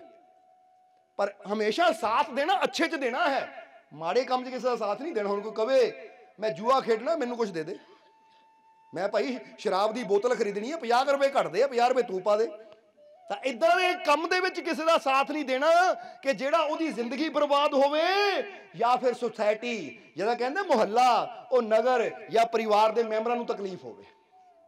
ਕਿਉਂਕਿ ਜਦੋਂ ਇੱਕ ਬੰਦਾ ਕਹਿੰਦਾ ਮੈਂ ਸ਼ਰਾਬ ਪੀਂਦਾ ਤਾਂ ਮੇਰਾ ਨੁਕਸਾਨ ਹੈ, ਮੈਂ ਕਿਹੜਾ ਕਿਸੇ ਨੂੰ ਕੁਝ ਕਹਿੰਦਾ। ਤਾਂ ਯਾਦ ਰੱਖੋ ਇੱਕ ਬੰਦੇ ਨਾਲ ਕਿੰਨੇ ਲੋਕ ਜੁੜੇ ਹੋਏ ਆ, ਉਹਦੀ ਫੈਮਿਲੀ ਜੁੜੀ ਹੈ, ਪਤਨੀ ਜੁੜੀ ਹੈ, ਬੱਚੇ ਜੁੜੇ ਹੈ। ਜੇ ਉਹ ਆਪਣਾ ਵੀ ਨੁਕਸਾਨ ਕਰਦਾ ਤਾਂ ਪ੍ਰਭਾਵ ਤਾਂ ਉਹਦੇ ਪਰਿਵਾਰ ਤੇ ਵੀ ਪੈਂਦਾ ਕਿ ਨਹੀਂ ਪੈਂਦਾ। ਇਸ ਲਈ ਅਸੀਂ ਅੱਛਾਈ ਵਿੱਚ ਦੂਜਿਆਂ ਦੀ ਹੈਲਪ ਕਰਨੀ ਹੈ, ਅੱਛਾਈ ਵਿੱਚ ਦੂਜਿਆਂ ਦੀ ਮਦਦ ਕਰਨੀ ਹੈ, ਬੁਰੇ ਕੰਮ 'ਚ ਕੋਈ ਹੈਲਪ ਨਹੀਂ ਕਰਨੀ, ਮਦਦ ਨਹੀਂ ਕਰਨੀ, ਉੱਥੋਂ ਬਚਣਾ ਹੈ। ਸੋ ਦੱਸ ਕੀ ਰਹੇ ਅਸੀਂ ਕਿ ਅਗਰ ਕੁਦਰਤ ਨੇ, ਉਸ ਮਾਲਿਕ ਨੇ ਸਾਨੂੰ ਸ਼ਕਤੀ ਦਿੱਤੀ ਹੈ ਤਾਂ ਜਿੰਨਾ ਹੋ ਸਕੇ ਅਸੀਂ ਦੂਜੇ ਦੀ ਮਦਦ ਕਰਨ ਦੀ ਕੋਸ਼ਿਸ਼ ਕਰੀਏ, ਜਿੰਨਾ ਹੋ ਸਕੇ ਦੂਜੇ ਨੂੰ ਖੁਸ਼ੀ ਦੇਣ ਦੀ ਕੋਸ਼ਿਸ਼ ਕਰੀਏ, ਦੂਜੇ ਦੀ ਹੈਲਪ ਕਰਨ ਦੀ ਕੋਸ਼ਿਸ਼ ਕਰੀਏ। ਪਰ ਫਿਰ ਕਹਾਂਗੇ ਹੈਲਪ ਹਮੇਸ਼ਾ ਉਹ ਉਸ ਮਾਰਗ ਤੇ ਕਰਨੀ ਹੈ ਜਿਹੜਾ ਮਾਰਗ ਰੱਬ ਨੂੰ ਪਸੰਦ ਹੈ। ਜਿਸ ਮਾਰਗ ਤੇ ਰੱਬ ਨਾਰਾਜ਼ ਹੈ ਜਾਂ ਬੰਦਾ ਰੱਬ ਦੀਆਂ ਰਹਿਮਤਾਂ ਤੋਂ ਦੂਰ ਜਾ ਰਿਹਾ ਹੈ, ਉਹ ਮਾਰਗ ਤੇ ਕਦੀ ਕਿਸੇ ਦਾ ਸਾਥ ਨਹੀਂ ਦੇਣਾ। ਕਿਉਂਕਿ ਫਕੀਰ ਹਮੇਸ਼ਾ ਇਹ ਗੱਲ ਕਹਿੰਦੇ ਹੁੰਦੇ ਸੀ, ਗੁਰੂ ਰਹਿਬਰ, ਕਿ ਜਦੋਂ ਕੋਈ ਨੇਕੀ ਕਰਨੀ ਹੈ ਨਾ ਤੇ ਇਹ ਦੇਖ, ਇਹ ਨੇਕੀ ਜੋ ਮੈਂ ਕਰ ਰਿਹਾ, ਜਿਸ ਨਾਲ ਕਰ ਰਿਹਾ ਹਾਂ, ਇਹ ਮੈਨੂੰ ਰੱਬ ਦੀਆਂ ਖੁਸ਼ੀਆਂ ਵੱਲ ਲੈ ਕੇ ਜਾਣ ਵਾਲੀ ਹੈ ਜਾਂ ਮੈਨੂੰ ਰੱਬ ਤੋਂ ਦੂਰ ਕਰਨ ਵਾਲੀ ਹੈ। ਕਿਉਂਕਿ ਭਲੇ ਦਾ ਮਤਲਬ ਕੀ ਹੁੰਦਾ ਹੈ? ਹੁਣ ਜ਼ਰਾ ਜਵਾਬ ਦੇਣਾ। ਬੰਦਾ ਕਹਿੰਦਾ ਮੈਂ ਕਿਸੇ ਦਾ ਭਲਾ ਕੀਤਾ, ਮੈਨੂੰ ਰੱਬ ਦੇ ਨੇੜੇ ਲੈ ਜਾਏਗਾ, ਤਾਂ ਹੁਣ ਸ਼ਰਾਬੀ ਨੂੰ ਕਾਹ 'ਚ ਭਲਾ ਲੱਗੇਗਾ? ਜਵਾਬ ਦਿਓ ਸਾਨੂੰ। ਉਹਦੀ ਬੋਤਲ ਤੁਸੀਂ ਤੋੜ ਦੋਗੇ, ਉਹਨੂੰ ਉਹ 'ਚ ਭਲਾ ਲੱਗੇਗਾ, ਜਾਂ ਉਹਨੂੰ ਨਵੀਂ ਬੋਤਲ ਲਿਆ ਕੇ ਦੋਗੇ, ਉਹਨੂੰ 'ਚ ਭਲਾ ਲੱਗੇਗਾ? ਸ਼ਰਾਬੀ ਨੇ ਕਹਿਣਾ ਭਾਈ ਇਹਨੂੰ ਨਵੀਂ ਬੋਤਲ ਦਿੱਤੀ ਹੈ, ਬੰਦਾ ਭਲਾ ਹੈ, ਇਹ ਭਲਾ ਮਨ ਚੰਗਾ ਬੰਦਾ ਹੈ। ਕਿਉਂਕਿ ਇਨਸਾਨ ਜਰਾ ਇਹ ਗੱਲ ਦੇਖੇ ਕਿ ਭਲਾ ਕੀ ਹੈ, ਬੁਰਾ ਕੀ ਹੈ, ਇਹ ਬੰਦੇ ਦੇ ਨਜ਼ਰੀਏ ਨਾਲ ਨਹੀਂ ਹੁੰਦਾ, ਇਹ ਰੱਬ ਦੇ ਨਜ਼ਰੀਏ ਨਾਲ ਹੁੰਦਾ ਹੈ। ਨਹੀਂ ਤਾਂ ਬੰਦੇ ਦੇ ਨਜ਼ਰੀਏ, ਇੱਕ ਚੋਰ ਦੇ ਨਜ਼ਰੀਏ 'ਚ ਤਾਂ ਚੋਰੀ ਕਰਨਾ ਹੀ ਭਲਾ ਹੈ, ਤਾਂ ਹੀ ਤਾਂ ਚੋਰੀ ਕਰਦਾ ਹੈ। ਉਹ ਪਤਾ ਕੀ ਕਹੇਗਾ? ਹੁਣ ਤੁਸੀਂ ਦੇਖੋਗੇ ਨਾ ਬੜੇ ਬੜੇ ਡਾਕੂ, ਹੁਣ ਹਕੀਕਤ ਵਿੱਚ ਤਾਂ ਬੰਦਾ ਦੇਖ ਨਹੀਂ ਸਕਦਾ, ਪਰ ਫਿਲਮਾਂ 'ਚ ਤੁਸੀਂ ਦੇਖੋਗੇ ਤਾਂ ਉਹ ਸੀਰੀਅਲ 'ਚ ਜੋ ਦਿਖਾਇਆ ਜਾਂਦਾ ਨਾ, ਉਹ ਵੀ ਕਿਤੇ ਨਾ ਕਿਤੇ ਰਿਐਲਿਟੀ ਹੁੰਦੀ ਹੈ ਕਿ ਜਦੋਂ ਕਿਤੇ ਡਾਕਾ ਮਾਰਨ ਜਾਂਦੇ ਪਹਿਲਾਂ ਪੂਜਾ ਕਰਦੇ ਆ ਉਹ, ਕਿ ਇਹ ਦੇਵੀ ਜਾਂ ਇਹ ਪ੍ਰਮਾਤਮਾ ਡਾਕਾ ਡਾਲਣ ਜਾ ਰਹੇ ਹਾਂ ਅਸੀਂ, ਕਿਰਪਾ ਕਰੀ। ਸਮਝਦੇ ਹੋ ਕਿ ਨਹੀਂ? ਉਹ ਵੀ ਪਰਮਾਤਮਾ ਤੋਂ ਕਿਰਪਾ ਮੰਗ ਕੇ ਜਾਂਦੇ ਆ। ਇੱਕ ਚੋਰ ਵੀ ਹੱਥ ਜੋੜ ਕੇ ਜਾਂਦਾ, ਰੱਬਾ ਅੱਜ ਕਿਰਪਾ ਕਰੀ ਕਿ ਫੜਿਆ ਨਾ ਜਾਵਾਂ, ਪਰ ਚੰਗਾ ਮਾਲ ਹੱਥ 'ਚ ਆ ਜਾਵੇ। ਹੁਣ ਉਹ ਰੱਬ ਕੋਲੋਂ ਵੀ ਬੁਰਾ ਕਰਮ ਕਰਨ ਜਾਣ ਲੱਗਿਆ ਰੱਬ ਕੋਲੋਂ ਮਦਦ ਮੰਗਦਾ ਹੈ, ਕਿਉਂਕਿ ਉਹਦੀਆਂ ਨਜ਼ਰਾਂ 'ਚੋਂ ਕੰਮ ਭਲਾ ਹੈ। ਤਾਂ ਹੁਣ ਜੇ ਬੰਦਾ ਸੋਚੇ ਇਹਨਾਂ ਰੱਬ ਅੱਗੇ ਅਰਦਾਸ ਕੀਤੀ ਹੈ ਤਾਂ ਮੈਂ ਇਹਦੀ ਹੈਲਪ ਕਰ ਦੇਵਾਂ ਜਾ ਕੇ, ਭਾਈ ਤੇ ਤੋਂ ਕੰਧ ਨਹੀਂ ਟੱਪ ਹੁੰਦੀ, ਚੱਲ ਮੈਂ ਤੈਨੂੰ ਚੱਕ ਕੇ ਛੱਡ ਦਿੰਦਾ ਹੈ। ਤਾਂ ਤੁਸੀਂ ਸੋਚੋ ਮੈਂ ਤਾਂ ਭਲਾ ਕਰ ਰਿਹਾ, ਕਿਉਂਕਿ ਇਹਨਾਂ ਵੀ ਰੱਬ ਅੱਗੇ ਬੇਨਤੀ ਕੀਤੀ ਹੈ ਤਾਂ ਮੈਂ ਇਹਦੀ ਮਦਦ ਕਰ ਰਿਹਾ। ਤਾਂ ਉਹ ਮਦਦ ਨਹੀਂ ਹੈ, ਉਹ ਤੁਸੀਂ ਸਮਾਜ ਦਾ, ਸੰਸਾਰ ਦਾ ਨੁਕਸਾਨ ਕਰ ਰਹੇ ਹੋ। ਉਹ ਤੁਸੀਂ ਕੀ ਕਰ ਰਹੇ ਹੋ? ਜਦੋਂ ਬੁਰਾਈ ਵਿੱਚ ਕਿਸੇ ਦਾ ਸਾਥ ਦਿੰਦੇ ਆ ਤਾਂ ਫਿਰ ਅਸੀਂ ਬੁਰਾਈ ਨੂੰ ਸ਼ਹਿ ਦਿੰਦੇ ਆ। ਜਿੱਦਾਂ ਕਹਿੰਦੇ ਨਾ ਕਿਸੇ ਚੀਜ਼ ਨੂੰ ਜਿੰਨਾ ਅਸੀਂ ਪਾਣੀ ਦੇਵਾਂਗੇ ਉਹਨੂੰ ਉਨਾ ਹੀ ਵਧਣਾ ਹੈ। ਬੋਲੋ ਸਮਝਦੇ ਹੋ ਕਿ ਨਹੀਂ? ਇਸ ਲਈ ਅਸੀਂ ਇਹ ਦੇਖਣਾ ਹੈ ਕਿ ਬੰਦੇ ਦੀ ਨਜ਼ਰੀਏ 'ਚ ਭਲਾ ਕੀ ਹੈ, ਬੁਰਾ ਕੀ ਹੈ। ਅਸੀਂ ਉਹ ਨਹੀਂ ਦੇਖਣਾ, ਅਸੀਂ ਇਹ ਦੇਖਣਾ ਸਾਡੇ ਮਾਲਿਕ ਦੀਆਂ ਨਜ਼ਰਾਂ 'ਚ ਭਲਾ ਕੀ ਹੈ ਔਰ ਬੁਰਾ ਕੀ ਹੈ। ਜੋ ਉਹਦੀ ਨਜ਼ਰਾਂ 'ਚ ਚੰਗਾ ਉਹ ਕਰਨਾ ਹੈ। ਫਿਰ ਬੰਦਾ ਚਾਹੇ ਲੱਖ ਕਵੇ ਮਾੜਾ ਮਾੜਾ ਮਾੜਾ ਨਹੀਂ। ਹੁਣ ਬੱਚਾ ਬਿਮਾਰ ਹੋਵੇ, ਡਾਕਟਰ ਨੂੰ ਗੋਲੀ ਦਿੰਦਾ ਖਾਣ ਨੂੰ ਜਾਂ ਟੀਕਾ ਕਹਿੰਦਾ ਲਾਉਣ ਨੂੰ, ਤਾਂ ਬੱਚੇ ਨੂੰ ਲੱਗਦਾ ਮਾੜਾ ਮਾੜਾ ਮਾੜਾ, ਟੀਕਾ ਲਾਣਾ ਮਾੜਾ, ਮੈਂ ਨਹੀਂ ਟੀਕਾ ਲਵਾਉਣਾ। ਪਰ ਤੁਸੀਂ ਫਿਰ ਵੀ ਲਵਾਉਂਦੇ ਹੋ ਕਿ ਨਹੀਂ? ਤੁਹਾਨੂੰ ਪਤਾ ਬੱਚੇ ਨੂੰ ਲੱਗਦਾ ਮਾੜਾ, ਪਰ ਹੈ ਇਹਦੇ ਵਾਸਤੇ ਕੀ ਹੁੰਦਾ ਹੈ? ਚੰਗਾ, ਕਿਉਂਕਿ ਇੰਜੈਕਸ਼ਨ ਲੱਗੇਗਾ ਤਾਂ ਬਿਮਾਰੀ ਤੋਂ ਬਚ ਜਾਏਗਾ। ਹੁਣ ਇਸੇ ਤਰ੍ਹਾਂ ਸਮਝਣਾ ਹੈ ਕਿ ਸਾਡੇ ਜੀਵਨ 'ਚ ਭਲਾ ਕੀ ਹੈ, ਬੁਰਾ ਕੀ ਹੈ, ਇਹ ਆਪਣੇ ਨਜ਼ਰੀਏ ਨਾਲ ਨਹੀਂ ਅਸੀਂ ਸੋਚਣਾ, ਕਿਉਂਕਿ ਆਪਣੇ ਨਜ਼ਰੀਏ ਨਾਲ ਤਾਂ ਬੰਦੇ ਨੂੰ ਉਹੀ ਚੰਗਾ ਲੱਗਣਾ ਜੋ ਉਹਦੇ ਮਨ ਨੂੰ ਲੱਗਦਾ ਹੈ ਕਿ ਭਾਈ ਉਹ ਭਲਾ ਕਰ ਰਿਹਾ, ਕਿਉਂਕਿ ਮੇਰੇ ਮਨ ਨੂੰ ਆਹ ਗੱਲ ਚੰਗੀ ਲੱਗਦੀ ਹੈ। ਹੁਣ ਫਰਜ਼ ਕਰੋ ਤੁਹਾਡੇ ਮਨ ਨੂੰ ਮਿੱਠਾ ਖਾਣਾ ਪਸੰਦ ਹੈ ਨਾ, ਤਾਂ ਕੋਈ ਤੁਹਾਡੇ ਅੱਗੇ ਨਮਕੀਨ ਚੀਜ਼ ਰੱਖ ਦੇਗਾ, ਤੁਸੀਂ ਕਹਿੰਦਾ ਬੰਦਾ ਕਿੱਦਾਂ ਦਾ ਹੈ? ਮੈਂ ਤਾਂ ਮਿੱਠਾ ਖਾਣਾ ਚਾਹੁੰਦਾ, ਲੂਣ ਹੀ ਰੱਖੀ ਜਾਂਦਾ ਹੈ, ਇਹ ਬੰਦਾ ਚੰਗਾ ਨਹੀਂ ਹੈ। ਤਾਂ ਜੇ ਤੁਹਾਨੂੰ ਮਿੱਠਾ ਖਾਣਾ, ਕੋਈ ਮਿੱਠਾ ਰੱਖ, ਆਹ ਬੰਦਾ ਭਲਾ ਹੈ ਭਾਈ, ਆਹ ਬੰਦਾ ਭਲਾ ਹੈ, ਕਿਉਂਕਿ ਬੰਦੇ ਨੇ ਉਹਨੂੰ ਭਲਾ ਕਹਿਣਾ ਜੋ ਉਹਦਾ ਮਨ ਚਾਹੁੰਦਾ। ਜਦੋਂ ਕੋਈ ਉਹ ਕਰੇਗਾ ਉਹਨੂੰ ਲੱਗਣਾ ਭਲਾ, ਤਾਂ ਜੋ ਉਹਦਾ ਮਨ ਚਾਹੁੰਦਾ ਹੈ ਨਾ ਹੋਵੇ, ਕੋਈ ਉਹ ਕਰੇਗਾ ਤਾਂ ਕਹਿਣਾ ਇਹ ਬੁਰਾ। ਸਮਝਦੇ ਹੋ ਕਿ ਨਹੀਂ?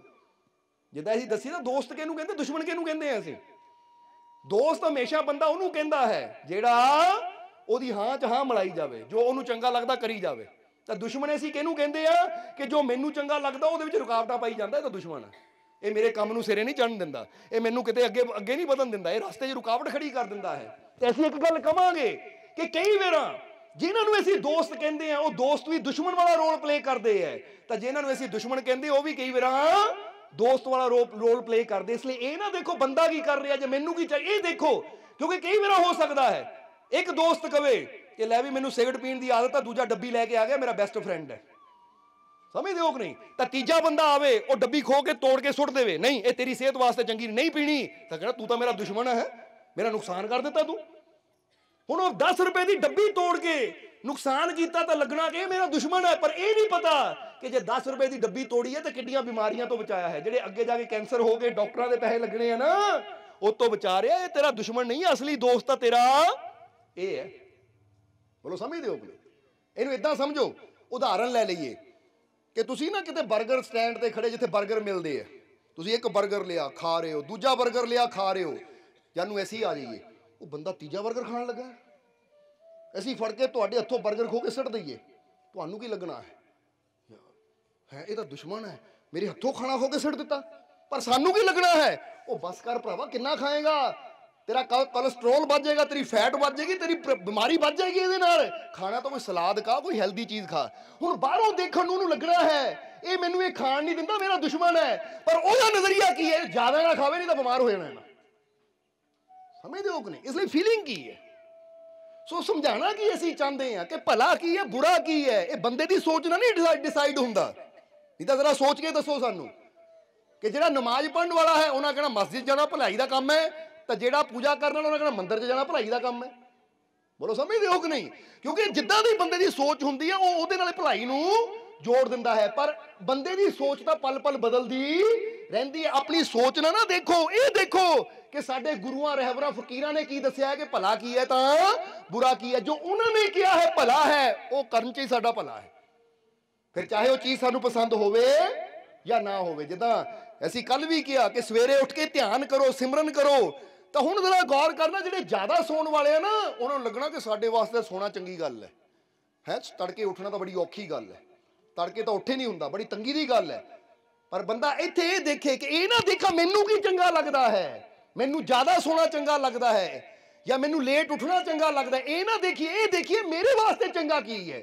ਜੋ ਮੇਰੇ ਵਾਸਤੇ ਚੰਗਾ ਹੈ ਫਿਰ ਮੈਂ ਉਹ ਕਰਨਾ ਹੈ, ਚਾਹੇ ਮੇਰਾ ਮਨ ਮੰਨੇ या ना मन्ने, जिहड़ी चीज मेरे वास्ते चंगी हो मैं करनी जरूर है।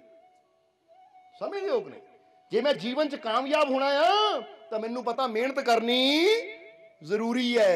फिर चाहे मन मन्ने या ना मन्ने, मैनू मेहनत करनी पैनी है। एक बच्चा पास होना चाहता है, पढ़न नूं दिल किहड़े बच्चे दा करदा है? बहुत घट बच्चे हुंदे जिहड़े पढ़ना चाहते, नहीं तो बच्चों का मन तो खेडण च ही लगा हुंदा है। पर जे बच्चा सोचदा मैं पास होना है तो हुण पढ़न नूं मन लगे ना लगे, पढ़न नूं मन मन्ने ना मन्ने, पर मैनू पढ़ना पैना है, तां ही मैं पास हो सकदा है। बोलो समझदे हो कि नहीं? ਹੁਣ ਤੁਸੀਂ ਸੋਚੋ ਕਈ ਬੈਠੇ ਹੋਣਗੇ ਜਿਨ੍ਹਾਂ ਨੂੰ ਬੀੜੀ ਪੀਣ ਦੀ ਆਦਤ ਹੈ ਜਾਂ ਸਿਗਰਟ ਪੀਣ ਦੀ ਆਦਤ ਹੈ, ਸ਼ਰਾਬ ਪੀਣ ਦੀ ਆਦਤ ਹੈ। ਪੁੱਛੋ ਆਪਣੇ ਆਪ ਨੂੰ, ਪੁੱਛੋ ਆਪਣੇ ਆਪ ਨੂੰ। ਬੰਦਾ ਕਹਿੰਦਾ ਮੇਰਾ ਮਨ ਰਹਿ ਨਹੀਂ ਪਾਉਂਦਾ ਮੈਂ ਨਸ਼ੇ ਤੋਂ ਬਿਨਾਂ। ਹੁਣ ਇਹ ਪੁੱਛੋ ਕਿ ਨਸ਼ਾ ਛੱਡਣਾ ਮਨ ਨੂੰ ਔਖਾ ਲੱਗਦਾ ਹੈ, ਪਰ ਜਿਹੜੀ ਚੀਜ਼ ਮੇਰੇ ਵਾਸਤੇ ਚੰਗੀ ਹੈ ਨਾ ਉਹ ਮੈਂ ਕਰਨੀ ਹੈ, ਚਾਹੇ ਜਿੰਨੀ ਮਰਜ਼ੀ ਔਖੀ ਲੱਗੇ। ਕਿਉਂਕਿ ਅੱਜ ਜੇ ਮੈਂ ਨਸ਼ਿਆਂ ਦਾ ਤਿਆਗ ਕਰ ਦਿੰਦਾ ਹਾਂ ਤਾਂ ਮੇਰਾ ਪੂਰਾ ਫਿਊਚਰ, ਮੇਰੀ ਪੂਰੀ ਜ਼ਿੰਦਗੀ ਚੰਗੀ ਹੋ ਸਕਦੀ ਹੈ। ਅੱਜ ਅਸੀਂ ਥੋੜਾ ਜਿਹਾ ਦੁੱਖ ਝੱਲ ਲਵਾਂਗੇ, ਅੱਜ ਥੋੜੀ ਜਿਹੀ ਪੇਨ ਝੱਲ ਲਵਾਂਗੇ ਨਾ, ਤਾਂ ਅੱਜ ਦਾ ਝੱਲਿਆ ਥੋੜਾ ਜਿਹਾ ਦੁੱਖ ਪੂਰੀ ਜ਼ਿੰਦਗੀ ਦੇ ਦੁੱਖਾਂ ਤੋਂ ਸਾਨੂੰ ਬਚਾ ਲਏਗਾ। ਇਹ ਗੱਲ ਯਾਦ ਰੱਖਣਾ ਹਮੇਸ਼ਾ। ਸਮਝਦੇ ਹੋ ਕਿ ਨਹੀਂ? ਪਰ ਜੇ ਅਸੀਂ ਅੱਜ ਦੇ ਨਹੀਂ ਬਈ ਮੈਂ ਇਹ ਛੱਡਦਾ ਆ ਤਾਂ ਮੇਰੇ ਸਰੀਰ ਨੂੰ ਤੋੜ ਲੱਗਦੀ ਹੈ, ਮੈਨੂੰ ਬੜੀ ਤਕਲੀਫ ਹੁੰਦੀ ਹੈ, ਤਾਂ ਕਰੀ ਜਾਓ। ਫਿਰ ਸਾਰੀ ਜ਼ਿੰਦਗੀ ਦਾ ਰੋਗ ਲੈ ਕੇ ਬੈਠੇ ਰਹੋ। ਫਿਰ ਪਤਾ ਕੀ ਹੋਣਾ, ਥੋੜੇ ਸਮੇਂ ਬਾਅਦ ਕੀ ਹੁੰਦਾ, ਫੇਫੜੇ ਹੌਲੀ ਹੌਲੀ ਆਕਸੀਜਨ ਦੀ ਮਾਤਰਾ ਘਟਦੀ ਚਲੀ ਜਾਂਦੀ, ਤਾਂ ਫਿਰ ਦਮੇ ਦੀ ਸ਼ਿਕਾਇਤ ਹੁੰਦੀ, ਬੰਦੇ ਨੂੰ ਮਾੜੀਆਂ ਮਾੜੀਆਂ ਗੱਲਾਂ ਤੇ ਸਾਹ ਚੜ੍ਹਨਾ ਸ਼ੁਰੂ ਹੋ ਜਾਂਦਾ। ਨਹੀਂ ਤਾਂ ਕਰਕੇ ਦੇਖ ਲਿਓ ਕਿ ਜਿਨ੍ਹਾਂ ਨੂੰ ਸਮੋਕਿੰਗ ਕਰਨ ਦੀ ਆਦਤ ਹੈ ਨਾ, ਨਸ਼ਾ ਕਰਨ ਦੀ ਆਦਤ ਹੈ, ਉਹਨੂੰ ਕਹੋ ਭਾਈ 1 ਕਿਲੋਮੀਟਰ ਦੌੜ ਕੇ ਦਿਖਾ, ਉੱਥੇ ਹੀ ਪਤਾ ਲੱਗ ਜਾਏਗਾ ਕਿ ਇਹਨਾਂ ਦੇ ਫੇਫੜੇ ਕਿੰਨੇ ਕਾਮਯਾਬ ਹੈ। ਸਮਝਣਾ ਜ਼ਰਾ, ਇਹ ਦੱਸ ਕੀ ਰਹੇ ਆ, ਮਿਸਾਲਾਂ ਦੇ ਰਹੇ ਆ ਕਿ ਚੰਗੇ ਕੰਮ ਵਾਸਤੇ ਸਾਨੂੰ ਮਿਹਨਤ ਕਰਨੀ ਪੈਣੀ ਹੈ, ਫਿਰ ਉਹ ਦਰਦ ਸਾਨੂੰ ਝੱਲਣੀ ਪੈਣੀ ਹੈ। ਇਸ ਲਈ ਤਾਂ ਇੱਕ ਮਿਸਾਲ ਹੈ ਨਾ ਕਿ ਨੋ ਪੇਨ ਨੋ ਗੇਨ, ਕਿ ਜੇ ਅਸੀਂ ਦਰਦ ਝੱਲਣ ਨੂੰ ਤਿਆਰ ਨਹੀਂ ਤਾਂ ਜੀਵਨ 'ਚ ਕਦੀ ਅੱਗੇ ਨਹੀਂ ਵੱਧ ਸਕਦੇ, ਕਦੀ ਅਸੀਂ ਗੇਨ ਨਹੀਂ ਹੋ ਸਕਦੇ, ਕਾਮਯਾਬ ਨਹੀਂ ਹੋ ਸਕਦੇ। ਸਮਝਦੇ ਹੋ ਕਿ ਨਹੀਂ? ਜੇ ਗੇਨ ਕਰਨਾ ਹੈ ਤਾਂ ਦਰਦ ਨੂੰ ਝੱਲਣਾ ਹੀ ਪੈਣਾ ਹੈ, ਫਿਰ ਮੁਸ਼ਕਿਲਾਂ ਦਾ ਸਾਹਮਣਾ ਕਰਨਾ ਹੀ ਪੈਣਾ ਹੈ, ਫਿਰ ਹਰ ਤਰ੍ਹਾਂ ਦੇ ਹਾਲਾਤ ਨਾਲ ਆਪਣੇ ਆਪ ਨੂੰ ਮਜ਼ਬੂਤ ਬਣਾਉਣਾ ਹੀ ਪੈਣਾ, ਟਕਰਾਣਾ ਹੀ ਪੈਣਾ ਹੈ। ਪਰ ਜਿਹੜਾ ਇਨਸਾਨ ਸੋਚੇ ਕਿ ਨਹੀਂ ਬਈ ਆਹ ਕੰਮ ਕਰਨ ਨੂੰ ਮਨ ਨਹੀਂ ਮੰਨਦਾ, ਪਰ ਮੈਨੂੰ ਪਤਾ ਇਹ ਕੰਮ ਮੇਰੇ ਵਾਸਤੇ ਚੰਗਾ ਹੈ, ਪਰ ਮਨ ਨਹੀਂ ਮੰਨਦਾ, ਹੁਣ ਜਾਂ ਤਾਂ ਚੰਗਾ ਦੇਖੋ ਆਪਣੇ ਵਾਸਤੇ ਤੇ ਜਾਂ ਫਿਰ ਮਨ ਦੀ ਸੁਣ ਕੇ ਬੁਰਾ ਕਰਦੇ ਚਲੇ ਜਾਓ, ਔਰ ਬੁਰਾ ਕਰਨ ਦੇ ਵਿੱਚ ਕਿਤੇ ਨਾ ਕਿਤੇ ਨੁਕਸਾਨ ਤਾਂ ਬੰਦੇ ਦਾ ਹੋਣਾ ਹੀ ਨਹੀਂ। ਇਸ ਲਈ ਇੱਥੇ ਅਸੀਂ ਥੋੜਾ ਜਿਹਾ ਧਿਆਨ ਦੇਣਾ ਆਪਣੇ ਜੀਵਨ ਤੇ ਕਿ ਅਗਰ ਉਸ ਕੁਦਰਤ ਨੇ, ਉਸ ਮਾਲਿਕ ਨੇ ਸਾਨੂੰ ਜੀਵਨ ਦਿੱਤਾ ਹੈ, ਸਮਝ ਦਿੱਤੀ ਹੈ, ਤੇ ਅਸੀਂ ਇਹ ਦੇਖਣਾ ਹੈ ਕਿ ਜੋ ਕਰਨਾ ਮੇਰੇ ਵਾਸਤੇ ਚੰਗਾ ਹੈ, ध्यान करना मेरे वास्ते चंगा है, फिर चाहे मन मन्ने ना मन्ने मैं बैठना जरूर है। सत्संग विच आना मेरे वास्ते चंगा है, संतां दे वचन सुनना मेरे वास्ते चंगा, फिर मन मन्ने ना मन्ने मैं जाना जरूर है। एक गल दा जवाब दिओ सानू। कई माता पिता इत्थे बैठे होणगे कि जदों सवेरे सवेरे बच्चे नूं तैयार करदे स्कूल जाण वास्ते तो बच्चा रोंदा है, मैं नहीं जाना मैं नहीं जाना।